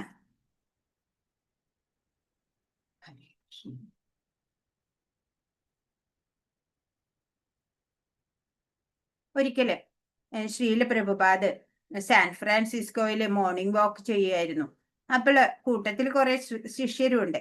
അപ്പോൾ ഒരു ശിഷ്യൻ പറയാണ്, ഓ നോക്കൂ സ്വാമി, ആ സൺറൈസ് എന്ത് ഭംഗിയാണ് എന്ന്. അപ്പോഴ് പ്രഭുപാദ് പറയാണ്, ആ ശരിയാ, ഈ സൺറൈസ് ഈ പെയിന്റിങ് ഇത്രയ്ക്ക് ഭംഗി നല്ലതാണെന്നുണ്ടെങ്കിൽ അതിന്റെ പിന്നിലുള്ള പെയിന്റർ എത്ര നല്ലതായിരിക്കാം എന്ന്. ഇപ്പൊ ശ്രീല പ്രഭുപാദ് ആ പെയിന്റിങ്, ആ സൺറൈസ് അല്ല, അതിന്റെ ഉറവിടമായ ഭഗവാനെയാണ് അദ്ദേഹം കാണുന്നത്, അവിടെ ദർശിച്ചത്. ഇപ്പൊ ഒരു പൂവിന്റെ ഗന്ധം മണം അറിയുമ്പോൾ പറയും ഭഗവാൻ എത്ര നല്ല ഗന്ധമാവാം, അല്ലേ? അതുണ്ടാക്കിയ ആ ഭഗവാൻ എത്ര സുഗന്ധവാനായിരിക്കാം. അങ്ങനെ നമ്മൾക്ക് ചിന്തിക്കാൻ കഴിയണം. ഓരോന്നും പ്രപഞ്ച വസ്തുക്കളെ ഓരോന്നിനെയും നമ്മൾ കാണുമ്പോൾ നമുക്ക് അറിയാൻ സാധിക്കണം. അതാണ് അടുത്ത ശ്ലോകം മുതല് നമുക്ക് പറഞ്ഞു തരുന്നത്. 8ാമത്തെ ശ്ലോകം. രസോഹമപ്സു കൗന്ദേയ പ്രഭാസ്മി ശശി സൂര്യയോ പ്രണവ സർവവേദേഷു ശബ്ദഖേ പൗരുഷം നൃഷു. ഹേ കുന്തിപുത്ര, ജലത്തിലെ രസവും സൂര്യചന്ദ്രന്മാരിലെ പ്രകാശവും വേദ മന്ത്രങ്ങളിലെ പ്രണവവും ആകാശത്തിലെ ശബ്ദവും പുരുഷന്റെ പൗരുഷവും ഞാനാകുന്നു. പഞ്ചഭൂതങ്ങളിലെ ആകാശവും വായുവും ഒക്കെ സൂക്ഷ്മമായതാണ്, കാണാൻ സാധിക്കില്ല, അല്ലെ? ഭൂമി, അഗ്നി, ജലം ഇതൊക്കെ കാണാൻ സാധിക്കും. ഇപ്പോ ഇവിടെ ജലം നമ്മുടെ ശ്രദ്ധയെ കൊണ്ടുപോകാനായിട്ട് ചില ഉദാഹരണങ്ങൾ ഇങ്ങനെ എടുത്ത് പറഞ്ഞു തരികയാണ് ഭഗവാൻ. ഇപ്പൊ വെള്ളം ദാഹിച്ചു വരുമ്പോ വെള്ളം കുടിക്കുമ്പോ നല്ല രുചിയാ, അല്ലെ? അപ്പൊ ആ രുചി, ആ ജലത്തിന്റെ രസം, ആ രുചി ഭഗവാനാണ്. സൂര്യചന്ദ്രന്മാരുടെ പ്രകാശം, അപ്പൊ അത് രാവിലെ സൂര്യൻ ഇങ്ങനെ ഉദിച്ചു വരുമ്പോ ഭഗവാനെ നമ്മൾ അറിയണം, അല്ലെ? വേദമന്ത്രങ്ങളിലെ ഓംകാരം, ഓം, എല്ലാ മന്ത്രങ്ങളുടെ കൂടെയും ഓം ഉണ്ടാവും. ഹരേ കൃഷ്ണ മഹാമന്ത്രത്തിലെ ഓം ആവശ്യമില്ല, ഭഗവാൻ കൃഷ്ണൻ തന്നെ ഉണ്ട്. അതുകൊണ്ട് ആകാശത്തിലെ ശബ്ദം, പുരുഷന്റെ പൗരുഷം എല്ലാം ഭഗവാനാണ്. ഭഗവാനെ അറിയണമെന്നുള്ള ആ വിവേകം ഉണ്ടല്ലോ, അതാണ് പൗരുഷം, അതും ഭഗവാനാണ് എന്നാണ്. അപ്പൊ ഓരോ വ്യത്യസ്ത ശക്തികളിലൂടെ നമുക്ക് ആ ഭഗവാനെ ദൃശ്യമാവാൻ സാധിക്കണം, അനുഭവിച്ചറിയാൻ സാധിക്കണം നമുക്ക്. മറ്റു ചില ഉദാഹരണങ്ങൾ കൂടി പറയാണ് 9ാമത്തെ ശ്ലോകം. പുണ്യോ ഗന്ധ പൃഥിവ്യാം ച തേജശ്ചാസ്മി വിഭാവസോ ജീവനം സർവഭൂതേഷു തപശ്ചാസ്മി തപസ്വിഷു. ഭൂമിയിൽ പുണ്യഗന്ധമായും തീയില ചൂടായും ജീവജാലങ്ങളിലെല്ലാം ജീവനായും തപസ്വികളിൽ തപസ്സായും കുടികൊള്ളുന്നത് ഞാൻ തന്നെ. ഇപ്പൊ മഴയൊക്കെ പെയ്യുമ്പോ പുതുമണ്ണിന്റെ ഗന്ധം വരുമല്ലേ, അപ്പോൾ ഭഗവാനാണ്. തീയിലോ ചൂടായിട്ട് ഭഗവാനാണ്. ജീവജാലങ്ങളുടെയൊക്കെ ജീവൻ ഭഗവാനാണ്. തപസ്വികളില് തപസ്സായിട്ട് കുടികൊള്ളുന്നതും ഭഗവാനാണ്. അങ്ങനെ കുറെ ഉദാഹരണങ്ങള് പറയാണ്. ഇനി ഇത് വേറൊരു സൂചനയാണ്, അനേകം ഉദാഹരണങ്ങൾ പറയാൻ സാധിക്കും. ഇനി അടുത്തത് 10ാമത്തെ ശ്ലോകം. ബീജം മാം സർവഭൂതാനാം വിധി പാർത്ഥ സനാതനം ബുദ്ധിർബുദ്ധിമതാമസ്മി തേജസ് തേജസ്വിനാമഹം. കുന്തിപുത്ര, സർവജീവജാലങ്ങളുടെയും ആദി ബീജം ഞാനാണെന്ന് നീ അറിയണം. ബുദ്ധിമാന്മാരുടെ ബുദ്ധിയും ശക്തിയും തേജസ്വികളുടെ തേജസ്സും ഞാൻ തന്നെ. അപ്പോ എല്ലാം ഭഗവാനാണ് അല്ലേ? ചാന്തോക്യോപനിഷത്തിലെ ഒരു കഥ കൂടെ ഞാൻ പറയട്ടെ. ഉദ്ദാലക മഹർഷിയോട് മകൻ ശ്വേതകേതു ചോദിക്കാണ്, ആശ്രമമുറ്റത്ത് പടർന്നു നിൽക്കുന്ന ചോദിച്ചത് എന്താ? ഭഗവാൻ, ഭഗവാൻ ഇവിടെ എല്ലായിടത്തും ഉണ്ടെങ്കില് എനിക്കത് അനുഭവിച്ച് എങ്ങനെ അറിയാൻ സാധിക്കണേ എന്ന് ഒന്നും കൂടെ വ്യക്തമാക്കൂ എന്ന് മകൻ ശ്വേതകേതു ഉദ്ദാലക മഹർഷിയോട് ചോദിച്ചപ്പോഴേ അദ്ദേഹം പറയാണ്, ആശ്രമമുറ്റത്ത് പടർന്നു പന്തലിച്ച വലിയ ഒരു ആൽമരം ഉണ്ട്, അതിന്റെ ഒരു കായ പറിച്ചു കൊണ്ടുവരാൻ ആവശ്യപ്പെട്ടു. അത് കൊണ്ടുവന്നു, പിളർന്നു കാണിക്കാൻ പറഞ്ഞു. അതിനകത്ത് എന്താണ് എന്ന് ചോദിച്ചു. അപ്പൊ കുറെ തരികള് അതിനകത്ത്. അപ്പൊ ആ തരിയുടെ അകത്ത് എന്താണ് എന്ന് ചോദിച്ചു. അപ്പൊ കുട്ടി പറഞ്ഞു, ഒന്നും കാണുന്നില്ല എന്ന് പറഞ്ഞു. ഓ, അങ്ങനെയാണോ? ഈ ഒന്നുമില്ലാത്ത ആ ശൂന്യതയിൽ നിന്നാണ് ഈ കാണുന്ന പടർന്നു പന്തലിച്ച ആൽമരം ഉണ്ടായതെന്ന് നിനക്ക് വിശ്വസിക്കാൻ സാധിക്കുന്നുണ്ടോ എന്ന് ചോദിക്കുകയാണ് മഹർഷി. അതുപോലെയാണ് അല്ലേ, ആ ഭഗവാൻ അല്ലാതെ ഈ പ്രപഞ്ചത്തിൽ ഒന്നുമില്ല. ഈ ഭഗവാന് സാധിക്കാത്തതായിട്ടും ഇവിടെ ഒന്നുമില്ല എന്നാണ്. അപ്പൊ ഇത്ര ഒന്നുമില്ലായ്മയിൽ നിന്ന് ഇത്രയും കിലോമീറ്ററുകളോളം പടർന്നു പന്തലിച്ചു നിൽക്കുന്ന ഒരു ആൽമരം ഉണ്ടാവാം അല്ലേ? അത് അങ്ങനെ ഓരോരോ ഉദാഹരണങ്ങള് ഈ പ്രപഞ്ചത്തിൽ കാണുന്ന ഓരോന്നും കാണുമ്പോഴ് ഭഗവത് ശക്തി നമ്മള് അനുഭവിച്ചറിയാൻ നമുക്ക് സാധിക്കണം. എല്ലാ ജീവജാലങ്ങളുടെയും സനാതനമായ ആദി കാരണമായ ബീജമാരാണ്? ഭഗവാനാണ് അല്ലേ? സർവ ജീവജാലങ്ങളുടെയും ആദി ബീജം, എല്ലാ പ്രപഞ്ച ഘടകങ്ങളുടെയും ആദി കാരണം ഭഗവാനാണ്. ആത്മീയമായി ചിന്തിക്കുന്നവരെ ശാസ്ത്ര വിശാരദന്മാര് അല്പരായിട്ടൊക്കെ കാണും അല്ലെ? പ്രപഞ്ച സൃഷ്ടാവിനറിയാം ഓരോ ഘട്ടത്തിലും ലോക രഹസ്യങ്ങളെ വെളിവാക്കി കിട്ടാൻ ഭഗവാൻ അവരുടെ ബുദ്ധിയായിട്ട് പ്രവർത്തിക്കുന്നു അല്ലേ? സയന്റിസ്റ്റുമാരൊക്കെ ഓരോ കണ്ടുപിടുത്തങ്ങളൊക്കെ ചെയ്യുന്നു. അവരുടെ ബുദ്ധിയായിട്ട് പ്രവർത്തിക്കുന്നതും ഭഗവാൻ തന്നെയാണ്. മറ്റപരതരം നാണ്യത് കിഞ്ചിത് അസ്തി ധനഞ്ജയ. ഇവിടെ ഞാനല്ലാതെ മറ്റൊന്നുമില്ല അർജുന എന്ന് പറഞ്ഞു കൊടുക്കാണ് അല്ലേ? ശാസ്ത്രവാദികളുടെ സൂക്ഷ്മ ബുദ്ധിയായിട്ട് ഇരുന്നുകൊണ്ട് ഭഗവാനാണ് ഈ പ്രപഞ്ച രഹസ്യം വെളിപ്പെടുത്തുന്നത്. കോവിഡ് വാക്സിൻ ഒക്കെ കണ്ടുപിടിച്ചു അല്ലേ? അതിന്റെ ബുദ്ധിയും എല്ലാം ഭഗവാനാണ് കൊടുക്കുന്നത്. നിത്യരിൽ വെച്ച് നിത്യനും സർവജീവാത്മാക്കളിൽ വെച്ച് സമുത്കൃഷ്ടനുമാണ് ഭഗവാൻ. സർവഭൂതങ്ങളെയും അവിടുന്ന് തന്നെ പരിപാലിക്കുന്നു അല്ലേ? ബുദ്ധി എല്ലാം കൊടുക്കുന്നത് ഭഗവാൻ തന്നെയാണ്. ഹരേ കൃഷ്ണ. 11ാമത്തെ ശ്ലോകം. ബലം ബലവതാം ചാഹം കാമരാഗവിവർജിതം ധർമാവിരുദ്ധോ ഭൂതേഷു കാമോസ്മി ഭരതർഷഭ. അല്ലയോ ഭരതർഷഭ, ഞാനാണ് ബലവാന്മാരുടെ കാമരാഗവിവർജിതമായ ബലം. ധർമ്മവിരുദ്ധമല്ലാത്ത ലൈംഗിക ജീവിതവും ഞാൻ തന്നെയാണ്. സ്ഥൂലമായ കാര്യങ്ങളിൽ നിന്ന് സൂക്ഷ്മതയിലേക്ക് നമ്മൾ ശ്രദ്ധിക്കുകയാണ് എന്നുണ്ടെങ്കിൽ തേജസ്, തപസ്, ബുദ്ധി, ഇങ്ങനെ നല്ലവയെല്ലാം ഭഗവാനാണ് എന്ന് പറഞ്ഞു. ഈ ലൗകികർക്ക് പെട്ടെന്ന് മനസ്സിലാവാൻ വേണ്ടിയിട്ടാണ് ഇങ്ങനെ. ശരിക്കും യഥാർത്ഥത്തില് നന്മയും തിന്മയും എല്ലാം ഭഗവാൻ തന്നെയാണ്. അതിപ്പോ തിന്മ ഭഗവാനാണ് എന്ന് പറഞ്ഞാല് അത് ഉൾക്കൊള്ളാൻ ഇപ്പൊ നമുക്ക് ആവില്ല. എന്നാൽ താത്വിക ബുദ്ധി നമുക്ക് കൈവന്നു കഴിഞ്ഞാൽ നമുക്ക് മനസ്സിലാവും നന്മ തിന്മ അങ്ങനെ ഒന്നും ഇവിടെ ഇല്ല, എല്ലാം ഭഗവാനാണ്, എല്ലാത്തിൻ്റെയും ആദി ബീജം ഭഗവാൻ തന്നെയാണ് എന്ന് നമുക്ക് അറിയാൻ സാധിക്കും. ഇപ്പോ ബലവാന്മാരുടെ ബലം എന്ന് പറഞ്ഞാൽ ആത്മബലം ആണ്. ആത്മീയ പാതയിൽ മുന്നേറാനുള്ള മാനസിക ബലം നമുക്ക് തരുന്നത് അത് ഭഗവാനാണ്. ആ ബലം തന്നെ ഭഗവാൻ,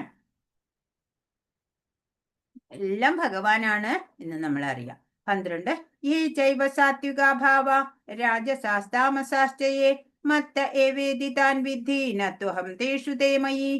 സാത്വികങ്ങളും രാജസങ്ങളും താമസങ്ങളുമായ എല്ലാ അവസ്ഥകളും എന്റെ ശക്തിയുടെ ബഹിസ്ഫുരണങ്ങളാണ്. ഒരർത്ഥത്തിൽ അവയെല്ലാം ഞാൻ തന്നെയെങ്കിലും ഞാൻ അവയ്ക്ക് അധീനനല്ല. ഞാൻ ഭൗതിക ഗുണങ്ങൾക്ക് അധീനനല്ല, മറിച്ച് അവയെല്ലാം എന്നിൽ നിലകൊള്ളുന്നു. എന്താ പറയണേ? സാധന നമ്മള് തുടരണം എന്നുള്ള ദൃഢത ഉണ്ടാവണം നമുക്ക്. അപ്പോഴേ നമുക്ക് ആത്മീയ പുരോഗതി ഉണ്ടാവുള്ളൂ. ഭഗവത് കൃപ തെളിയുന്നത് അതിനെയാണ് ബലം എന്ന് പറയാ, അല്ലെ? ആ ബലം, ആ ഒരു ആത്മീയതയില് മുന്നേറാനുള്ള മാനസിക ബലം കിട്ടിക്കഴിഞ്ഞാല് നമ്മള് എല്ലാ അവസ്ഥകളും ഈ ത്രിഗുണങ്ങളും ഒക്കെ നമ്മള് ദൂരീകരിച്ചിട്ട് നമ്മള് എല്ലാം ഭഗവാൻ തന്നെ എന്ന് അറിയും. മായയ്ക്കൊന്നും പിടിയിൽ അധീനത്തിലല്ലാതെ നമ്മള് ഭൗതിക ഗുണങ്ങൾക്കും അധീനനല്ല, എല്ലാം ഭഗവാനിൽ കുടികൊള്ളുന്നു എന്നറിഞ്ഞിട്ട് ഭഗവാനെ പൂർണ്ണമായിട്ടും ആശ്രയിക്കാൻ നമുക്ക് സാധിക്കുന്നു. ഇപ്പൊ നോക്കുമ്പോ കടൽ വെള്ളം അത് തന്നെയാണ് തിരമാല, അല്ലെ? എന്നാല് തിരമാലയില് കടൽ വെള്ളം മുഴുവനും അടങ്ങുന്നില്ല, അല്ലെ? തിരമാല എന്ന് വേറൊരു പേര് കൊടുത്തു എന്നേ ഉള്ളൂ. അതും കടലിലെ വെള്ളം തന്നെയാണ്. അങ്ങനെ നമ്മള് ഭഗവാനെ മനസ്സിലാക്കാൻ സാധിക്കണം. 13 ത്രിഗുണമായ ഭാവങ്ങളിൽ ഭ്രമിച്ചു നോക്കിക്കാണുന്നവര് എന്നെ അറിയില്ല എന്നാണ് 13ാമത്തെ ശ്ലോകം പറയുന്നത്. ത്രിഭിർഗുണമയേർഭാവൈരേഭേ സർവമിദം ജഗത് മോഹിതം നാഭിജാനാതി മാമേദ്യ പരമവ്യയം. ത്രിഗുണങ്ങളാൽ വ്യാമോഹിതമായ ഈ ലോകം ഇവയ്ക്ക് അധീനനും അവ്യയനുമായ എന്നെ അറിയുന്നില്ല, അല്ലെ? ഈ സത്വം, രജസ്, തമസ് എന്നിങ്ങനെയുള്ള ഈ ത്രിഗുണങ്ങളുടെ അധീനതയിൽ പെട്ടിട്ട് അവ്യയനായ ആ ഭഗവാൻ, ഈ ഗുണാതീതനായിട്ടുള്ള മായാതീതനായിട്ടുള്ള ആ ഭഗവാനെ മനുഷ്യൻ അറിയുന്നില്ല എന്ന് പറയാണ്. നമ്മളൊന്നും അറിയുന്നില്ല. അപ്പം ഈ മായയും ഗുണങ്ങളെയൊക്കെ തരണം ചെയ്യാൻ എന്താ നമ്മൾ ചെയ്യണ്ടേ എന്നാണ് 14ാമത്തെ ശ്ലോകം പറയുന്നത്. ദേവി ഹേഷ ഗുണമയി മമ മായാ ദുരത്യയ മാമേവയെ പ്രപദ്യന്തേ മായാമേതാം തരന്തി തേ. 3 പ്രകൃതി ഗുണങ്ങൾ അടങ്ങിയ എന്റെ ദിവ്യ ശക്തിയെ അതിജീവിക്കുക എളുപ്പമല്ല. എന്നാൽ എനിക്കായി സ്വയം സമർപ്പിക്കുന്നവർക്ക് അത് നിഷ്പ്രയാസം സാധിക്കും. അപ്പൊ ഭഗവാന്റെ സംഘത്തിൽ നിന്ന് വിട്ടുപോകുന്ന ജീവാത്മാക്കളാണ് മായയ്ക്ക് അടിമപ്പെടുക. ഉദാഹരണമായിട്ട് നമ്മളിപ്പോ അടുത്ത വീട്ടിൽ ചെല്ലുമ്പോൾ അവിടുത്തെ നായ നമ്മളെ കാണുമ്പോ കുരയ്ക്കും, കടിക്കാൻ വരും, അല്ലെ? എന്നാ വീട്ടുടമസ്ഥൻ വന്നിട്ട് മാറി നിൽക്കുക എന്ന് പറയുമ്പോ നായ ശാന്തനാവും. അതുപോലെയാണ് ഭഗവാനിൽ ശരണാഗതി തേടിയാൽ പിന്നെ നമുക്ക് മായയെ ഭയക്കേണ്ട, മായാതീതരായിട്ട് നമുക്ക് പ്രവർത്തിക്കാൻ സാധിക്കും. അപ്പൊ എന്താണ് ഈ മായ എന്ന് പറഞ്ഞ? ഒരിക്കല് ശ്രീമദ് ഭാഗവതത്തിലെ ഒരു കഥ പറയട്ടെ. മാർക്കണ്ഡേയ മുനി തപസ് ചെയ്തു, നരനാരായണന്മാരെ പ്രത്യക്ഷപ്പെടുത്തി. എന്ത് വരം വേണം എന്ന് ചോദിച്ചു. അപ്പോൾ പറയാ മായയെ കാണണമെന്ന്. ആരും ഇതുവരെ ചോദിച്ചിട്ടില്ല ഇങ്ങനെ ഒരു ആവശ്യം. ശരി, കുറച്ചു കഴിഞ്ഞപ്പോഴേക്കും വലിയ പ്രളയം വന്നു. എല്ലാം വെള്ളത്തിൽ മുങ്ങി. ഒരു ആൽമരം മാത്രം മുങ്ങാതെ അതിന്റെ ഒരു ഇലയിലെ ഒരു നീല പ്രകാശം. കരാരവിന്ദേന പദാരവിന്ദം മുഖാരവിന്ദേ വിനിവേശയന്തം വടസ്യ പത്രസ്യ പുടേശയാനം ബാലം മുകുന്ദം മനസാ സ്മരാമി. ആ ഉണ്ണിക്കണ്ണൻ, അല്ലെ? കാലിങ്ങനെ കൈകൊണ്ട് പിടിച്ച് വായിലേക്ക് തള്ളവിരലിൽ കൊണ്ടുപോകുന്ന ആ രൂപത്തിലെ ആലിലയില് കിടക്കുന്നു ഭഗവാൻ. ആ കുട്ടി, ആ ഉണ്ണി ശ്വാസം വലിക്കുമ്പോൾ എല്ലാം അകത്തേക്ക് പോകുന്നു, നിശ്വസിക്കുമ്പോഴോ എല്ലാം പുറത്തേക്ക് വരുന്നു. ഈ മാർക്കണ്ഡേയ മുനിയും ഉള്ളിലേക്ക് പോകുന്നു, പുറത്തേക്ക് വരുന്നു. കുറെ കഴിഞ്ഞപ്പോ മനസ്സിലായി ഈ പോക്കുവരവ് നിയന്ത്രിക്കുന്നത് ഈ ഉണ്ണിയാണ്. അപ്പൊ ഈ ഉണ്ണിയുടെ കാല് പിടിച്ചാല് ഈ പോക്കുവരവിൽ നിന്ന് രക്ഷപ്പെടാം എന്ന് നീന്തി ചെന്ന് ഉണ്ണിയുടെ കാല് പിടിച്ചത് ആശ്രമത്തിന്റെ തൂണായിരുന്നു. ഇതൊന്നും യഥാർത്ഥത്തിൽ നടന്നിട്ടില്ല. ഇതാണ് മായ. ഹരേ കൃഷ്ണ. 16ാമത്തെ ശ്ലോകം. ചതുർവിധ ഭജന്തേ മാം ജനാ സുഹൃതിനോർജുന ആർത്തോ ജിജ്ഞാസുരർത്ഥാർത്ഥി ജ്ഞാനീശ്ച ഭരതർഷഭ. ഇപ്പൊ 4 കൂട്ടര് ഭജിക്കില്ല. സുഹൃതികളായ 4 കൂട്ടര് എന്നെ ഭജിക്കും. അവരെ പറ്റിയിട്ടാണ് ഇവിടെ പറയണത്. അർജുന, സുഹൃതികളായ 4 കൂട്ടരാണ് എന്നെ ഭജിക്കുന്നത്. ദുഃഖിതൻ, ധനകാംക്ഷി, ജിജ്ഞാസു, പരമസത്യത്തെ അന്വേഷിക്കുന്ന ജ്ഞാനി. അപ്പോ ഈശ്വരീയ കർമ്മങ്ങൾ ചെയ്തിട്ട് ഈശ്വരനോട് ഏകീഭവിക്കണം, അല്ലെ? അപ്പൊ പിന്നെ നമുക്ക് ജനിമൃതികളൊന്നും ഉണ്ടാവില്ല. കരളിൽ വിവേകം കൂടാതെ കണ്ട് അരനിമിഷം പത കളയരുതാരും എന്നാണ്. അപ്പോ നമ്മൾ ഒട്ടും സമയം പാഴാക്കാതെ അല്ലെ? മനുഷ്യന് വിൽ പവർ ഉണ്ട്. ഇച്ഛാശക്തി അനുസരിച്ചിട്ടാണ് ഓരോരുത്തരും കർമ്മം ചെയ്യുന്നത് അല്ലെ? നല്ല വഴിക്ക് നടക്കാനായിട്ട് കുറച്ചൊക്കെ നിയന്ത്രണം കൊണ്ടുവരാൻ അത് മനുഷ്യനെ സാധിക്കുള്ളൂ. കൺട്രോളൊക്കെ ചെയ്യാൻ വേണ്ടി ആത്മജ്ഞാനത്തിനായിട്ട് യത്നിക്കാം. അതൊക്കെ മനുഷ്യനെ കൊണ്ട് മാത്രം സാധിക്കുന്ന കാര്യങ്ങളാ. അപ്പോ സുകൃതികൾ ആരൊക്കെയാണ്? ദുഃഖിതൻ, ധനകാംക്ഷി, ജിജ്ഞാസു, പരമസത്യത്തെ അന്വേഷിക്കുന്ന ജ്ഞാനി. ദുഃഖം വരുമ്പോ ഭഗവാനെ എന്ന് വിളിക്കും, പ്രാർത്ഥിക്കും. ധനകാംക്ഷി എന്ന് വെച്ചാൽ ഏത് തരത്തിലുള്ള ദ്രവ്യോ ധനകാംക്ഷി അല്ലെ? ഭഗവാനെ എനിക്ക് ജോലി തരണം, വിദ്യ തരണം, അങ്ങനെ. ജിജ്ഞാസു, ഭഗവാനെ അറിയണം, അറിയാനുള്ള ബുദ്ധി വേണം. പരമസത്യത്തെ അന്വേഷിക്കുന്ന ജ്ഞാനി, ജ്ഞാനിക്ക് കുറച്ചൊക്കെ അറിയാം, പക്ഷെ പരിപൂർണ ജ്ഞാനം കിട്ടണം. അങ്ങനെ 4 കൂട്ടരാണ് സുകൃതികള് എന്ന് പറയാണ്. ഇനി ദുഷ്കൃതികൾ ആരാ? തേഷാം ജ്ഞാനി നിത്യയുക്ത ഏക ഭക്തിർ വിശിഷ്യതേ.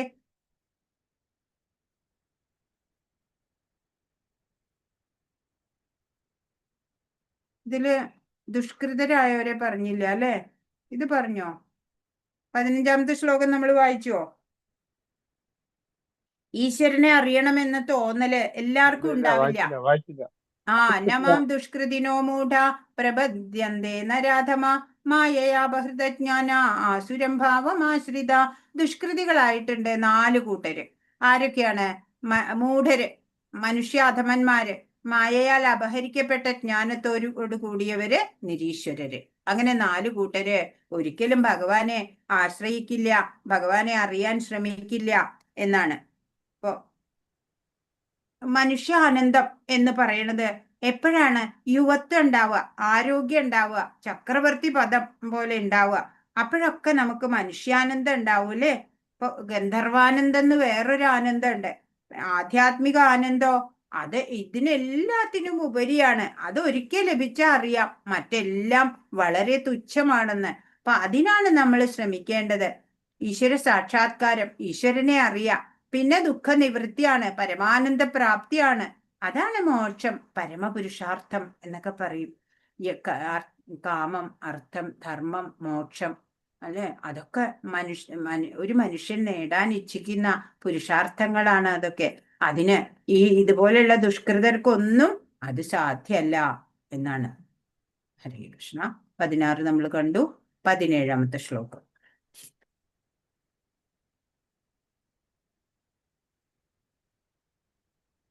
ഹരേ കൃഷ്ണ.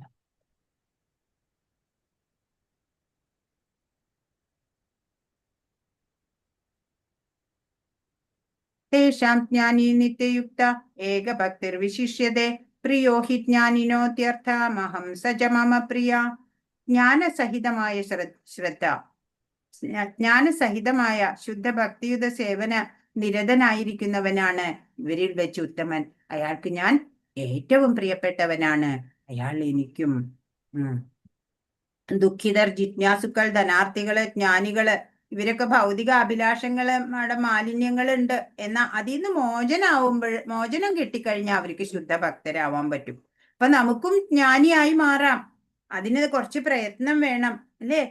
നിരന്തര സാധനകളൊക്കെ ചെയ്യാം. ഭഗവാനെ കുറിച്ച് പരിപൂർണ ജ്ഞാനം സിദ്ധിക്കുക, സേവന നിരതനാവുക. അങ്ങനെയുള്ള ഭക്തനാണ് ഭഗവാനെ ഏറ്റവും പ്രിയപ്പെട്ടവൻ എന്നാണ്. ഈ ലോകത്തോട് ഇഷ്ടമുള്ളവരെ അങ്ങനെ ജീവിക്കാൻ വിടും ഭഗവാൻ. സർവതന്ത്ര സ്വാതന്ത്ര്യം നമുക്ക് തന്നിരിക്കുക. ഭഗവാൻ മതി എനിക്ക്, വേറെ ഒന്നും വേണ്ട. അങ്ങനെയുള്ളവർക്ക് ഭഗവാൻ പ്രിയനാണ്. തിരിച്ചും ഭഗവാനെ പ്രിയം, ഭഗവാനും ആ ഭക്തരെ പ്രിയമാണ്. ഭഗവാൻ പല അത്ഭുതങ്ങളും അവർക്ക് പ്രകടമാക്കി കൊടുക്കുകയും ചെയ്യും എന്നാണ്. പാർഷ്യാലിറ്റി ഇല്ല എന്ന് പറയും, എന്നാലും സ്വന്തം ഭക്തനെ കുറച്ച് കൂടുതൽ സ്നേഹ ഭഗവാന്. ഹരേ കൃഷ്ണ. 18 ഉദാര സർവൈവൈതേ ജ്ഞാനി ത്വാത്മൈവ മേ മതം ആസ്ഥിത സഹിയുക്താത്മാ മാമേവാനുത്തമാം ഗതി. ഈ ഭക്തന്മാരെല്ലാം മഹാത്മാക്കൾ തന്നെ എന്നതിന് സംശയമില്ല. എന്നാൽ ആരാണോ എന്റെ തത്വത്തെ ഗ്രഹിക്കുന്നത് അയാളെ എന്നിൽ നിന്ന് അന്യനായി ഞാൻ കരുതുന്നില്ല. അയാൾ എന്റെ ദിവ്യ സേവനത്തിൽ ഏർപ്പെട്ടിരിക്കുകയാൽ സർവോന്നതവും പരിപൂർണവുമായ ആത്യന്തിക ലക്ഷ്യത്തിൽ നിശ്ചയമായും എത്തിച്ചേരും. ഇപ്പൊ ഈ 4 സുകൃതികളെ പറഞ്ഞു. അവരൊക്കെ നല്ല ആളുകൾ തന്നെയാ, ഭക്തര് തന്നെയാ, ഭഗവാൻ ഇഷ്ടാണ്. പക്ഷേ ഭഗവാന്റെ തത്വത്തിന്, ആ ഭഗവാനെ കുറിച്ചുള്ള പൂർണ്ണ ജ്ഞാനം ആരാണോ നന്നായി മനസ്സിലാക്കുന്നത്, അവരെയാണ് ഭഗവാൻ. അവര് എപ്പോഴും ഭഗവത് സേവന നിരതരായിരിക്കും ചെയ്യും. അവരാണ് സർവോന്നതര്. പരിപൂർണമായിട്ടുള്ള ആത്യന്തിക ലക്ഷ്യത്തിൽ അവര് എത്തിച്ചേരുകയും ചെയ്യും എന്ന് ഭഗവാൻ ഇവിടെ പറഞ്ഞു തരികയാണ്. അപ്പൊ നമ്മൾ ഭഗവത് ഭക്തനാവുക, ഭഗവത് സേവന നിരതരാവുക. ബഹൂനാം ജന്മനാമന്തേ ജ്ഞാനവാൻ മാൻ പ്രപദ്യതേ വാസുദേവ സർവമിതി സമഹാത്മാസു ദുർലഭ.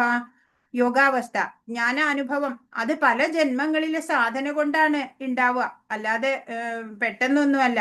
ഇപ്പൊ ശരീരം പൊള്ളയാണ്, അതിനൊരു കഴിവുമില്ല. മനസ്സോ, അതും വെറൊരു സങ്കല്പാണ്. സത്തയായിട്ടുള്ളത് എന്താ?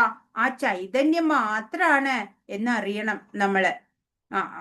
പ്രപഞ്ചം മുഴുവനും ഈ ബ്രഹ്മം എന്ന് തിരിച്ചറിയുന്നത് ഒരു ജ്ഞാനിയാണ്, അല്ലെ? അസംഖ്യം ജനന മരണങ്ങൾക്ക് ശേഷാണ് അങ്ങനെയുള്ളൊരു ജ്ഞാനം കൈവരുന്നത്. ഇപ്പൊ കാരണങ്ങൾക്കും കാരണഭൂതനും സർവവ്യാപിയുമാണ് ഭഗവാൻ എന്നുള്ള ആ ഭഗവാന്റെ സർവജ്ഞത്വം മനസ്സിലാക്കിയിട്ട് അങ്ങനെയുള്ളവര് ഭഗവാനെ ശരണം പ്രാപിക്കും. അങ്ങനെയുള്ളവര് വളരെ കുറവേ ഉണ്ടാവുള്ളൂ. ഭഗവാൻ ശ്രീകൃഷ്ണന്റെ കരുണ മാത്രമാണ് എല്ലാം. ഈ പ്രപഞ്ചത്തിന്റെ സർവകാരണങ്ങൾക്കും കാരണം ഭഗവാനാണ്. ഭഗവാനിൽ നിന്ന് വിഭിന്നമായിട്ട് ഒന്നും ഇവിടെ ഇല്ല എന്നൊക്കെ ആ ഭക്തന് ബോധ്യപ്പെടും.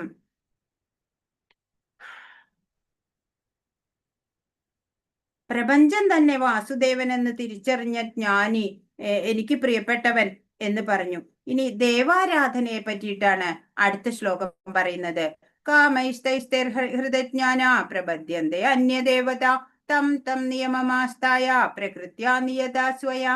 ഭൗതിക അഭിലാഷങ്ങളാൽ അപഹരിക്കപ്പെട്ട ജ്ഞാനത്തോടു കൂടിയവർ ദേവന്മാരെ ശരണം പ്രാപിക്കുന്നു. പ്രത്യേക നിയമങ്ങളും നിബന്ധനകളും അനുസരിച്ച് അവർ സ്വപ്രകൃതിയാൽ ദേവന്മാരെ ആരാധിക്കുന്നു. ഭൗതിക ലക്ഷ്യങ്ങള്, നേട്ടങ്ങൾക്കൊക്കെ വേണ്ടിയിട്ട് പലരും അന്യദേവതകളെയൊക്കെ ആരാധിക്കുന്നുണ്ട്, അല്ലെ? അങ്ങനെ അവര് ഭൗതിക അഭിലാഷങ്ങളില് അല്ല, അവരുടെ ജ്ഞാനമൊക്കെ അപഹരിക്കപ്പെട്ടതാണ്. അവര് ശരിയായ ജ്ഞാനികളല്ല. അതുകൊണ്ടാണ് അവര് ദേവന്മാരെ ശരണം പ്രാപിക്കുന്നത്. അപ്പോ അവർക്ക് പല പല നേട്ടങ്ങളും അങ്ങനെ കിട്ടാറുമുണ്ട് എന്നാണ്. പെട്ടെന്ന് ഭൗതികമായിട്ടുള്ള നേട്ടത്തിനാ അവരങ്ങനെ. പക്ഷെ ശുദ്ധ ഭക്തർ ഒരിക്കലും അന്യദേവന്മാരെ സമീപിക്കാറില്ല. അവര് ഭഗവാൻ കൃഷ്ണനെ തന്നെ ശരണം പ്രാപിക്കുന്നു. അദ്ദേഹം എന്ത് നൽകുന്നുവോ അതുകൊണ്ട് തൃപ്തിപ്പെടുന്നു. ശുദ്ധഭക്തൻ അങ്ങനെയാണ്. 21. യോ യോ യാം യാം തനും ഭക്ത ശ്രദ്ധയാർച്ചിതുമിച്ഛതി തസ്യ തസ്യാചലം ശ്രദ്ധാം താമേവ വിദധാമ്യഹം. ഞാൻ പരമാത്മരൂപേണ സർവഹൃദയങ്ങളിലും കുടികൊള്ളുന്നു. ഏത് ദേവതയെ ആരാധിക്കാൻ ആഗ്രഹിക്കുന്നുവോ ആ പ്രത്യേക മൂർത്തിയിൽ മുഴുവൻ ശ്രദ്ധയും കേന്ദ്രീകരിക്കത്തക്ക വിധം ഒരാളുടെ വിശ്വാസം ഉറപ്പിക്കുന്നത് ഞാനാണ്. അപ്പൊ മറ്റു ദേവതകളെ ആരാധിക്കാനുള്ള ആ വിശ്വാസം കൊടുക്കുന്നതും ഭഗവാൻ കൃഷ്ണൻ തന്നെയാണ്. എല്ലാ ഹൃദയങ്ങളിലും പരമാത്മരൂപേണ ഭഗവാൻ കുടികൊള്ളുന്നുണ്ട്, നമുക്കറിയാം. എന്റെ അംശം തന്നെയാണ് എല്ലാ ദേവീ ദേവതാ സങ്കല്പങ്ങളും എന്ന് ഭഗവാൻ പറയുന്നുണ്ട്. പക്ഷെ ഭഗവാനോട് തുല്യരല്ല അവരൊന്നും. ജീവാത്മാക്കളും ദേവന്മാരും എല്ലാം ഭഗവത് ഇച്ഛയ്ക്ക് വിധേയരായിട്ടാണ് അവര് പ്രവർത്തിക്കാൻ സാധിക്കുള്ളൂ. അപ്പോ ജീവാത്മാവിന് സ്വേച്ഛാനുസൃതം ഒരു ദേവനെ ആരാധിക്കാനോ ആ ദേവന് തന്നിഷ്ടപ്രകാരം അനുഗ്രഹം നൽകാനോ ഒന്നും കഴിവില്ല. എല്ലാം ഭഗവത് ഇച്ഛയ്ക്ക് അനുസരിച്ച് മാത്രമാണ് ഇവിടെ നടക്കുന്നത്. എന്റെ കർമ്മഫലത്തിനനുസരിച്ച് ഫലങ്ങൾ എനിക്ക് അനുഭവിച്ചേ തീരൂ എന്ന് ഓരോരുത്തരും അറിയണം, അല്ലെ? കഷ്ടപ്പാടിലും ഭഗവാൻ കൂടെ ഉണ്ടായാൽ മാത്രം മതി എന്നാണ് ഒരു ഭക്തൻ കരുതുക. അല്ലാതെ കൂടുതൽ നേട്ടങ്ങൾക്ക് വേണ്ടി അന്യദേവന്മാരെ ആശ്രയിക്കല്ല ചെയ്യുക. സതയാ ശ്രദ്ധയാ യുക്ത തസ്യ ആരാധനമീഹതേ ലഭതേ ച തദകാമാൻ മയേവ വിഹിതാൻ ഹിതാൻ. അങ്ങനെ വിശ്വാസമുറച്ച് ഒരു ദേവനെ ആരാധിക്കാൻ മുതിരുന്ന വ്യക്തിക്ക് താൻ ഇച്ഛിക്കുന്നത് കൈവരും. വാസ്തവത്തിൽ ഈ അഭീഷ്ടം നിറവേറ്റുന്നത് ഞാൻ തന്നെ, അല്ലെ? അന്യദേവതമാരെയൊക്കെ ആരാധിച്ചിട്ട് അവർക്ക് പല വരങ്ങളും നേട്ടങ്ങളും ഒക്കെ കിട്ടും. യഥാർത്ഥത്തിൽ ഈ അഭീഷ്ടം ഒക്കെ നിറവേറ്റുന്നത് ഭഗവാൻ കൃഷ്ണൻ തന്നെയാണ്. അപ്പോ ഈ പ്രാപഞ്ചിക ഭൗതിക തൃഷ്ണകള് ഭഗവത് സന്നിധിയിലേക്ക് തിരിച്ചു പോകാനുള്ള തടസ്സങ്ങളാണ് എന്ന് ഒരു ഭക്തൻ അറിയാം. അതുകൊണ്ട് ഒരു ഭക്തൻ അങ്ങനെയുള്ള നേട്ടങ്ങൾക്ക് വേണ്ടി പരിശ്രമിക്കില്ല, ഭഗവത് സേവന നിരതനാവുകയാണ് ചെയ്യുക. 23 അന്തവത്തു ഫലം തേഷാം തദ്ഭവത്യൽപമേധസാം ദേവാൻ ദേവയജോ യാന്തി മദ്ഭക്തായാന്തി മാമഭി. മൂഢന്മാരാണ് ദേവന്മാരെ ആരാധിക്കുന്നത്. അവർക്ക് കിട്ടുന്ന ഫലമാകട്ടെ തുച്ഛവും ക്ഷണികവും അത്രേ. ദേവന്മാരെ പൂജിക്കുന്നവർ ആ ദേവന്മാരുടെ ലോകങ്ങളിലെത്തും. എന്റെ ഭക്തരാകട്ടെ പരമോന്നതമായ എന്റെ ധാമത്തിൽ എത്തിച്ചേരുന്നു. ഇപ്പൊ ബുദ്ധി കുറഞ്ഞവരാണ് അന്യദേവന്മാരെ ആരാധിക്കുക. അവർക്ക് കിട്ടുന്ന ഫലങ്ങളോ വളരെ തുച്ഛവും ക്ഷണികവുമായതാണ്. ദേവന്മാരെ പൂജിക്കുന്നവര് ദേവന്മാരുടെ ലോകത്തെത്തും. കൃഷ്ണഭക്തരാവട്ടെ പരമോന്നതമായ കൃഷ്ണലോകത്തിലേക്ക് എത്തും. ഇപ്പോ കാഴ്ചപ്പാട് നമ്മുടെ ഒന്ന് മാറണം, അല്ലെ? അപ്പോഴാണ് നമുക്ക് ദുഃഖമില്ലാതാവുക. നമ്മൾ ചെറുതായിട്ട് നമ്മുടെ ആറ്റിറ്റ്യൂഡ് ഒന്ന് ഷിഫ്റ്റ് ചെയ്യണം. അപ്പൊ പരമാത്മ ചൈതന്യത്തിനെ നമ്മൾ ആഗ്രഹിക്കുക.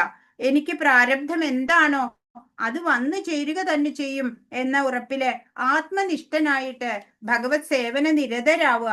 അത് മാത്രമാണ് നമ്മൾക്ക് ചെയ്യാനുള്ളത്. 24ാമത്തെ ശ്ലോകം. അവ്യക്തം വ്യക്തിമാപന്നം മന്യന്തേ മാമബുദ്ധയ പരംഭാവമജാനന്ദോ മമാവ്യയമനുത്തമം.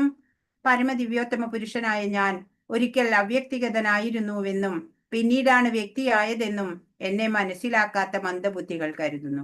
അക്ഷയവും അത്യുന്നതവുമായ എന്റെ ഉത്കൃഷ്ട സ്വഭാവത്തെപ്പറ്റി അല്പജ്ഞാനികൾക്ക് അറിഞ്ഞുകൂടാ. ഭഗവാന്റെ ആ ശ്രേഷ്ഠതമമായിട്ടുള്ള അവസ്ഥയുണ്ടല്ലോ, അത് ഈ ബുദ്ധി കുറഞ്ഞവർക്ക് അറിഞ്ഞുകൂടാ, അല്ലെ? ആഗ്രഹങ്ങളെ മാറ്റാത്തിടത്തോളം കാലം നമുക്ക് ഭഗവാനെ അറിയാൻ സാധിക്കില്ല എന്നാണ്. ഭൗതിക ആഗ്രഹങ്ങൾക്കായിട്ട് ഉപാസന നടത്തുന്ന അല്പബുദ്ധികളെ കുറിച്ചാണ് ഇവിടെ പറയുന്നത്. പാമ്പിന്റെ വായില് തവളയെ പോലെയാ നമ്മള്. പാമ്പ് വായ അടച്ചാല് തവളയെ പിടിച്ചിരിക്ക. പാമ്പ് വായ അടച്ചാൽ തവളയുടെ പണി കഴിഞ്ഞു. പക്ഷെ അപ്പോഴും മുന്നിൽ കൂടെ പറക്കുന്ന പാറ്റയെ പിടിക്കാൻ നോക്കുക ചെയ്യണ തവള. അതുപോലെയാ നമ്മുടെ വളരെ ക്രിട്ടിക്കൽ കണ്ടീഷനാ. പക്ഷെ അതറിയാതെ നമ്മൾ മറ്റുള്ള ഭൗതിക നേട്ടങ്ങൾക്ക് വേണ്ടി പ്രവർത്തിക്കുകയാണ് ചെയ്യണത്.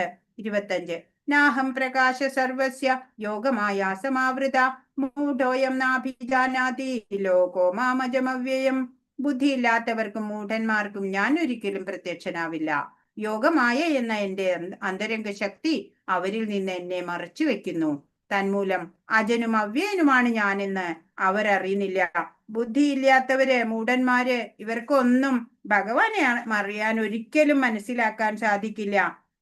അപ്പോ വിശിഷ്ടമായിട്ടുള്ള പരമകാരണം ഈ പ്രപഞ്ചത്തിൽ ഉണ്ടെങ്കിൽ എന്തുകൊണ്ടാണ് അത് കാണപ്പെടുന്നില്ല എന്നുള്ളതിന് ഉത്തരാണ് ഇവിടെ, അല്ലെ? ഭഗവാന്റെ ആ സർവജ്ഞത്വം, ഭഗവാൻ അജനാണ്, അവ്യയനാണ് എന്ന് മൂഢന്മാർക്ക് അറിയാൻ ഒരിക്കലും സാധിക്കില്ല. കൃഷ്ണൻ ഈ ലോകത്ത് ഉണ്ടായിരുന്ന സമയത്ത് തന്നെ, അല്ലെ, ധൃതരാഷ്ട്രര്, എന്താ പറയാ, സാൽവൻ, ദന്തവക്ത്രൻ, അങ്ങനെയുള്ള കംസൻ, അങ്ങനെയുള്ളവർക്കൊന്നും ഭഗവാന്റെ മഹത്വം മനസ്സിലാക്കാൻ സാധിച്ചിട്ടില്ല. യോഗമായ എന്നുള്ള അന്തരംഗ ശക്തി അവരിൽ നിന്നൊക്കെ ഭഗവാനെ മറക്കുകയാണ് ചെയ്യണത്. 26 വേദാഹം സമതീതാനി വർത്തമാനാനി ചാർജുന ഭവിഷ്യാണി ച ഭൂതാനി മാം തു വേദന കഷ്ടന. ഹേ അർജുന, പരമപുരുഷനായ എനിക്ക് പണ്ടുണ്ടായതും ഇന്ന് സംഭവിക്കുന്നതും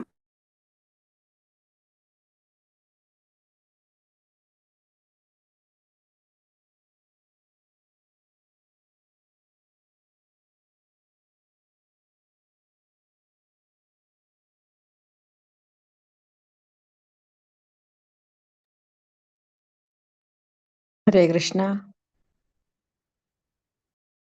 എന്ത് പറ്റി മാതാജി?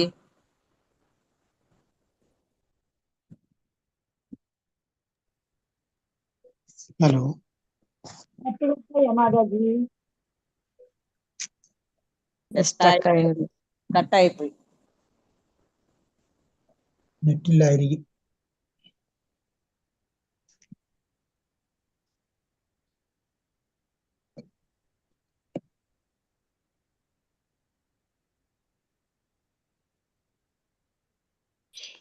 ഗിരിജ മാതാജി, പ്രേമ മാതാജിനെ ഒന്ന് കോ ഹോസ്റ്റ് ആക്കാൻ പറ്റുമോ? അല്ല, ഹോസ്റ്റ് ആക്കാൻ പറ്റുമോ? അത് നോക്കട്ടെ. എനിക്ക് അത് അറിയില്ല, ഞാൻ നോക്കി നോക്കാം. ലെഫ്റ്റ് ആയല്ലോ മാതാജി. പ്രേമമാതാജി നെറ്റ് പോയതാണ്. പ്രേമമാതാജിയുടെ നെറ്റ് പോയതാണ്. അപ്പൊ ഒന്ന് പോസ്റ്റ് ആക്ക്. മാതാജിയെ ഒന്ന് ഗ്രൂപ്പിലേക്ക് ആക്ക്. മാതാജി ലോഗിൻ ആയിട്ടില്ലല്ലോ. ഇല്ല, കേറി നോക്കട്ടെ. ഞാനൊന്ന് വിളിച്ചു നോക്കട്ടെ. ആ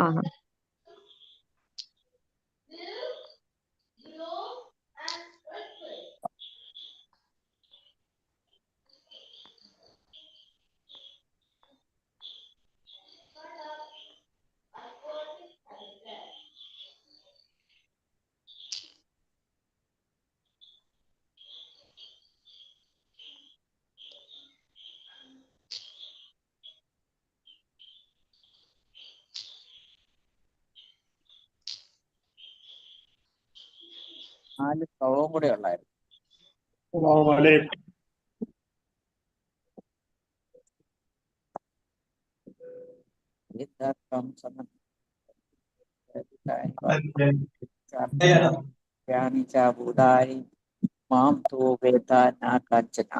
കഴിഞ്ഞു പോയത് ഇപ്പോഴുള്ളതും വരാനിരിക്കുന്നതുമായ പ്രപഞ്ചബന്ധങ്ങളെ ഞാൻ അറിയുന്നു, എന്നെ അകത്തെ ആരും അറിയുന്നില്ല.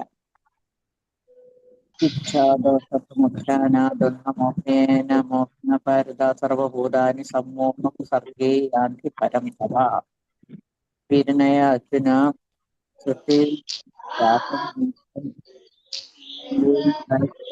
സ്വന്തങ്ങളെ പ്രമിച്ചു പോകുന്നതുകൊണ്ട് സർവ്വജീവികളും മൂഢതയെ സ്ഥാപിക്കുന്ന പരമതത്വം അറിയുന്നില്ല.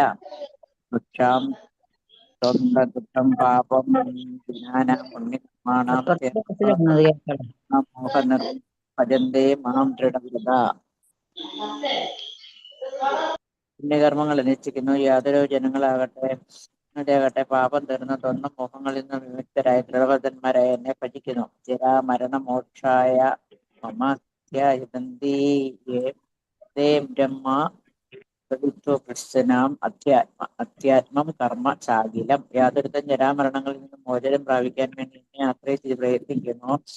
അവൻ ആ പൂർണ്ണമായ ബ്രഹ്മത്തെയും മുഴുവൻ ആത്മഭാവത്തെയും കർമ്മത്തെയും അറിയുന്നു. സ്വാദിഭൂതാദി ദൈവം ആദിയജ്ഞം ച യേ വിധു പ്രായണകാലേ അപി ച മാം വിദുർയുക്തചേതസ. യാതൊരുത്തൻ അതിഭൂതത്തോടും അതിദൈവത്തോടും അതിയജ്ഞത്തോടും കൂടിയവനായി എന്നെ അറിയുന്നുവോ യോഗബുദ്ധിയോടുകൂടിയ അവർ മരണകാലത്തെ പോലും എന്നെ. മാതാജി ഇനി വരത്തില്ലായിരിക്കും. എന്താ പറ്റിയ, നെറ്റ് പോയതാണോ? നെറ്റ് പോയതാ മാതാജിയുടെ. ശരി. അപ്പം ഇനി 3 സുസ്മിത മാതാജി കേറിണ്ടല്ലോ. ഹരേ കൃഷ്ണ മാതാജി. മാതാജി കോള് പോകുന്നില്ല. മാതാജിക്ക് വിളിച്ചിട്ട് കോള് പോകുന്നില്ല. അപ്പൊ നെറ്റ് പോയതാ അവിടുത്തേതാ. ആയിരിക്കും. ഞാനൊന്ന് മണിഭൂഷണ മാതാജിയോട് ചോദിച്ചിട്ട് എല്ലാവർക്കും ലീവ് ചെയ്യാവോ എന്ന് ഞാൻ മണിഭൂഷണ മാതാജിനെ ഒന്ന് വിളിച്ചു ചോദിക്കട്ടെ കേട്ടാ. ഹരേ കൃഷ്ണ. ഹരേ കൃഷ്ണ. ഹരേ കൃഷ്ണ. പതിതാനാം പാവനേഭ്യോ വൈഷ്ണവേഭ്യോ നമോ നമഃ. ചോദ്യത്തിന്റെ ഉത്തരം നാളെ പറയണ്ടാവും. നാളെ എക്സാം കഴിഞ്ഞതിന് ശേഷം എന്നാ പരീക്ഷയെന്നും കൂടെ ചോദിക്കണേ. നാളെ എക്സാം ഉണ്ടാ നാളെ എടുക്കാന്നാണ് പറഞ്ഞത് മാതാജി. അറിയില്ല, അത് ഗ്രൂപ്പിൽ അറിയിക്കും. ഓ ശരി ശരി. 6 പാഠങ്ങളല്ലേ? 6 ലെസന്റെ ചോദ്യത്തിന്റെ ഉത്തരം ഉണ്ടാ? ചോദ്യത്തിന്റെ ഉത്തരം അതിന്ന് 4 എണ്ണമല്ലേ ഉള്ളൂ. ഇന്ന് പറഞ്ഞിട്ടില്ല, നാളെ പറയായിരിക്കും. അത് വരില്ല, ഈ ചാപ്റ്റർ വരില്ല, ഇത് അടുത്ത പ്രാവശ്യം വരുള്ളൂ. അപ്പൊ നാളെ 7:30 കണ്ട് കയറണമെന്നാണോ പറഞ്ഞത്? അറിയിക്കാം മാതാജി, ഗ്രൂപ്പിൽ അറിയിക്കാം. മാതാജി ലെഫ്റ്റ് ആയിപ്പോയല്ലോ. 7:30 എല്ലാരും ഇരിക്കണം. 7:30 എക്സാം ഉണ്ട് പറഞ്ഞൂല്ലേ? അതെ നാളെ മറ്റേ ശ്ലോകം ചെല്ലുന്നത് ഞായറാഴ്ചയല്ലേ? ഏകാദശി ശ്ലോകം ഞായറാഴ്ച. ശ്ലോകം അതും ടൈമിങ്സ് അറിയിക്കും. 2 മണിന്നാ പറയണ്ടായിരുന്നത്. ശരി. Sorry for the interruption. Hare Krishna Mataji. Net issue വന്നതാണ്. ഹരേ കൃഷ്ണ മാതാജി. ഹരേ കൃഷ്ണ മാതാജി. ഹരേ കൃഷ്ണ. നെറ്റ് ഇഷ്യൂ വന്നതായിരുന്നു. എല്ലാവരും ആ. ലീവായോ അപ്പോഴത്തേക്ക്? ഇല്ല ഇല്ല ഇല്ല ഇല്ല കുറെ ഇല്ല മാതാജി. കുറെ ഉണ്ട് പേരൊക്കെ മാതാജി. ലീവായി. ആയിക്കോട്ടെ. ഞാൻ പെട്ടെന്ന് തീർക്കാന്ന് വെച്ചു. ഇനിയിപ്പോ നാളെ നോക്കാം അല്ലേ? അപ്പൊ നമ്മൾ നാളെ എക്സാം വെച്ചിട്ടുണ്ട്. നാളെ ഹരേ exam അതില് ഉണ്ടോ മാതാജി? ഹരേ കൃഷ്ണ മാതാജി, ഞാൻ ചോദ്യങ്ങൾ ചോദിക്കുള്ളൂ. 10 ചോദ്യങ്ങൾ ഉണ്ടാവും. ഓക്കെ 2 മാർക്ക് വീതമുള്ള ശരി ചോദ്യങ്ങളായിരിക്കും. മാതാജി. എല്ലാ ചോദ്യങ്ങൾക്കും ഉത്തരം എഴുതാം. അപ്പൊ ഇതാണ് 1 മാർക്ക് കിട്ടും. അതെല്ലാം ഉത്തരം കൂടെ ചേർത്തില്ലേ പറയാം. ചോദ്യങ്ങളായിരിക്കും ഇരിക്കുന്നത്. ടൈമിങ്സ് പറഞ്ഞില്ലേ മാതാജി? 6 സമയം പറ മാതാജി. ഹരേ കൃഷ്ണ. മാതാജിക്ക് തന്നെയാണ്. മണിഭൂഷണ മാതാജി പറഞ്ഞു കുഴപ്പമില്ല, ലീവ് ചെയ്തോളാൻ എല്ലാരോടും. ശരി മാതാജി. ഹരേ ഹരേ ഹരേ കൃഷ്ണ. കൃഷ്ണ. ഹരേ കൃഷ്ണ. അപ്പൊ നാളെ 8 മണിക്ക് ജോയിൻ ചെയ്താൽ മതിയല്ലോ അല്ലേ? എന്നാണ് മാതാജി? ഞാൻ ഗ്രൂപ്പിൽ മെസ്സേജ് ഇടാം മാതാജി, ഗ്രൂപ്പിൽ മെസ്സേജ് ഇടാം. ശരി ശരി. ഏഴരയ്ക്കുന്ന പറഞ്ഞ നാളെ മാതാജി പറഞ്ഞത് ഏഴരയ്ക്കുന്ന. കൃഷ്ണ. ഡീറ്റെയിൽസ് ഫുള്ള് ഗ്രൂപ്പിലിടും. ഹരേ ഇല്ല. കൃഷ്ണ. ശരി ശരി. എല്ലാരും ലീവ് ചെയ്തു. കാരണം മാതാജി ഇല്ലാത്തതുകൊണ്ട് ഓഫ് ചെയ്യാൻ പറ്റില്ല. എല്ലാരും അവരവർ ലീവ് ചെയ്തോളൂ ട്ടാ. ഓക്കെ. ഹരേ കൃഷ്ണ. ഹരേ കൃഷ്ണ. ഇത് നെറ്റ് ഇഷ്യൂ ആണെന്ന് ഇവിടെ, അത് കാരണമാണ് കേട്ടോ. അപ്പൊ ഞായറാഴ്ച 2 മണിക്ക് നമുക്ക് ഭഗവത്ഗീത പാരായണം ഉണ്ട്. അപ്പോ അതിനെല്ലാവരും പങ്കെടുക്കുക. പിന്നെ ചില എക്സാമ്പിൾസ് ഞാൻ പറയട്ടെ ചോദ്യങ്ങൾ. സുസ്മിത മാതാജി, നിങ്ങൾക്ക് 9:15 ക്ലാസ്? ഹരേ കൃഷ്ണ മാതാജി. അതെ. ഞങ്ങൾക്കൊരു 10 മിനിറ്റും കൂടെ ആവശ്യമുണ്ട്. ഓക്കെ മാതാജി. ഹരേ കൃഷ്ണ. അപ്പോ ഭഗവത്ഗീതയിലെ ശാന്തി ശ്ലോകം നമ്മൾ പഠിച്ചു, പീസ് ഫോർമുല. അതേതാണ് അറിയാമോ? 5-ാം അധ്യായത്തിലെ 29 ശ്ലോകം നമ്പർ. അതൊക്കെ പ്രധാനപ്പെട്ടതാണ് കേട്ടോ. അതൊക്കെ നിങ്ങൾക്ക് അറിയണം. ബദ്ധനായ ആത്മാവിന്റെ ഉറ്റമിത്രവും ശത്രുവും ആരാണ്? മനസ്സ്. മനസ്സ്. ഇഹലോകത്തിലെ ശത്രു ആരാ?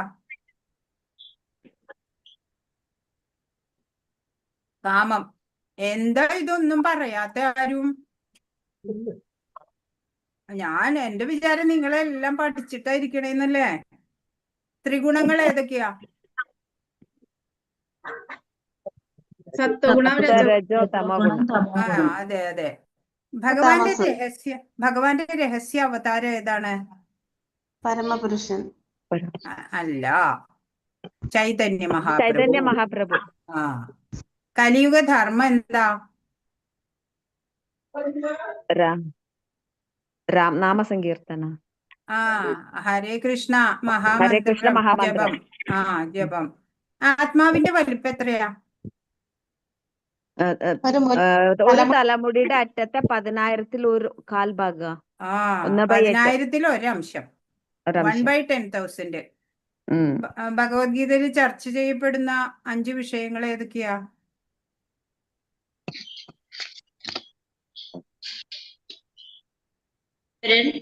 ജീവാത്മാവ്, ഭൗതിക പ്രകൃതി, കാലം, കർമ്മം.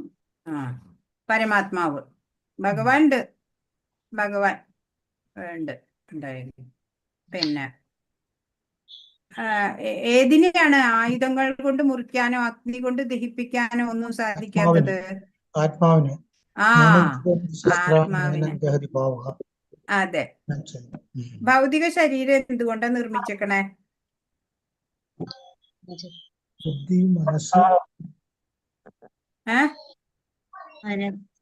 പഞ്ചഭൂതങ്ങൾ കൊണ്ടല്ലേ? എല്ലാം പഠിച്ചിട്ടാ നിങ്ങൾ ഇരിക്കണേന്നാട്ടോ ഞാൻ വിചാരിച്ചിരിക്കണേ. അപ്പോ നമ്മള് 25 ശ്ലോകമാണ് ഇന്ന് കണ്ടുള്ളൂ. അപ്പോഴേക്കും നെറ്റ് ഇഷ്യൂ വന്ന കാരണം, അല്ലെങ്കിൽ ഇന്ന് നമുക്ക് ചാപ്റ്റർ അവസാനിപ്പിക്കാന്ന് വിചാരിച്ചതാണ്. No problem. നമുക്ക് നാളെ ചാപ്റ്റർ അവസാനിപ്പിച്ച് അടുത്ത ചാപ്റ്ററും നമുക്ക് തുടങ്ങാൻ പറ്റും. അപ്പൊ ചോദ്യോത്തരങ്ങൾ നമുക്ക് നാളെ ചെയ്യാം. ഓക്കെ, ഹരേ കൃഷ്ണ. ഹരേ കൃഷ്ണ മാതാജി. ഹരേ കൃഷ്ണ മാതാജി. ഗിരിജ ഹരേ കൃഷ്ണ ഗിരിജ മാതാജി. മുരളി മാതാജിയാണ് ഇതിൽ ഹോസ്റ്റ് ആയിട്ട് ഇപ്പൊ ഇരിക്കണേ. ഞാൻ ഇടയ്ക്ക് അല്ല മാതാജി ആക്കില്ലോ ഞാന്. മാതാജി ആക്കില്ലോ. ആക്കിയിട്ടില്ല. എന്നെ സുസ്മിത മാതാജി ആക്കിയാ മതി കേട്ടോ. സുസ്മിത മാതാജി. ഓക്കെ. ഹരേ കൃഷ്ണ. ഹരേ കൃഷ്ണ. അപ്പൊ നമുക്ക് നാളെ കാണാം. സുസ്മിത മാതാജി ആക്കൂ, എന്നിട്ട് ലീവ് ചെയ്യൂ. ഹരേ കൃഷ്ണ. എല്ലാവർക്കും നന്ദി. നാളെ കാണാം. ഹരേ ഹരേ കൃഷ്ണ. കൃഷ്ണ മാതാജി. ആയില്ലേ മാതാജി? സുസ്മിത മാതാജി. ഹരേ കൃഷ്ണ. ഹരേ കൃഷ്ണ മാതാജി. ഞാൻ 2 ഇതിൽ കയറിയിട്ടുണ്ട്, 2 ഡിവൈസിൽ കയറിയിട്ടുണ്ട്. അതിൽ സുസ്മിത കൃഷ്ണപ്രിയ ദേവി ദാസി എന്ന് എഴുതിയാൽ തന്നെ എന്നെ ഹോസ്റ്റ് ചെയ്യണേ. ഹരേ കൃഷ്ണ. അതെയോ? ഓക്കെ. ഞാൻ മറ്റേതിലാക്കിയിട്ടുണ്ട് ഹോസ്റ്റ്. ഞാൻ ഹാൻഡ് റൈസ് ചെയ്തിട്ടുണ്ടല്ലോ മാതാജി, അവിടെ ആ host ശരി ശരി ശരി.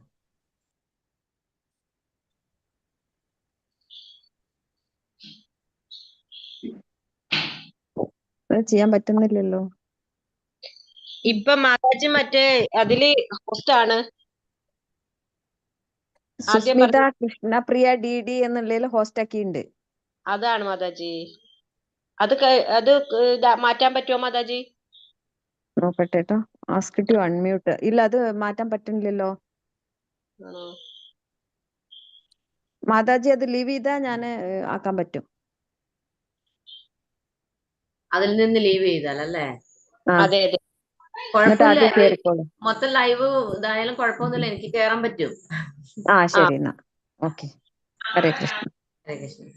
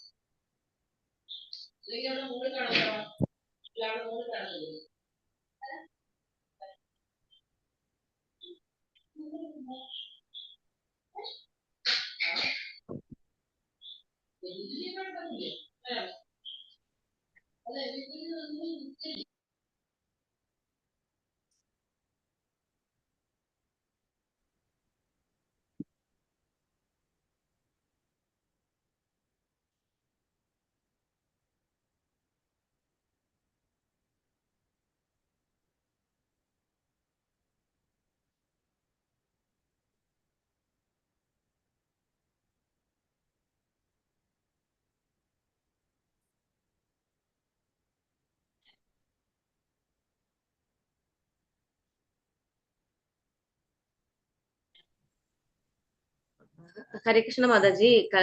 മിനി മാതാജി, ഒന്നും കൂടെ ഞാൻ ലീവ് ചെയ്തിട്ട് കേറുവാണ്, എന്തെങ്കിലും എനിക്ക് ലൈവ് ഇടാൻ പറ്റുള്ളൂ. ലൈവ് കട്ടായിട്ടാ തോന്നുന്നു കേട്ടോ മാതാജി. കുഴപ്പമില്ല, എനിക്ക് ലൈവ് ഇടാൻ പറ്റും, ഞാൻ ഇട്ടോളാം. ഹരേ കൃഷ്ണ.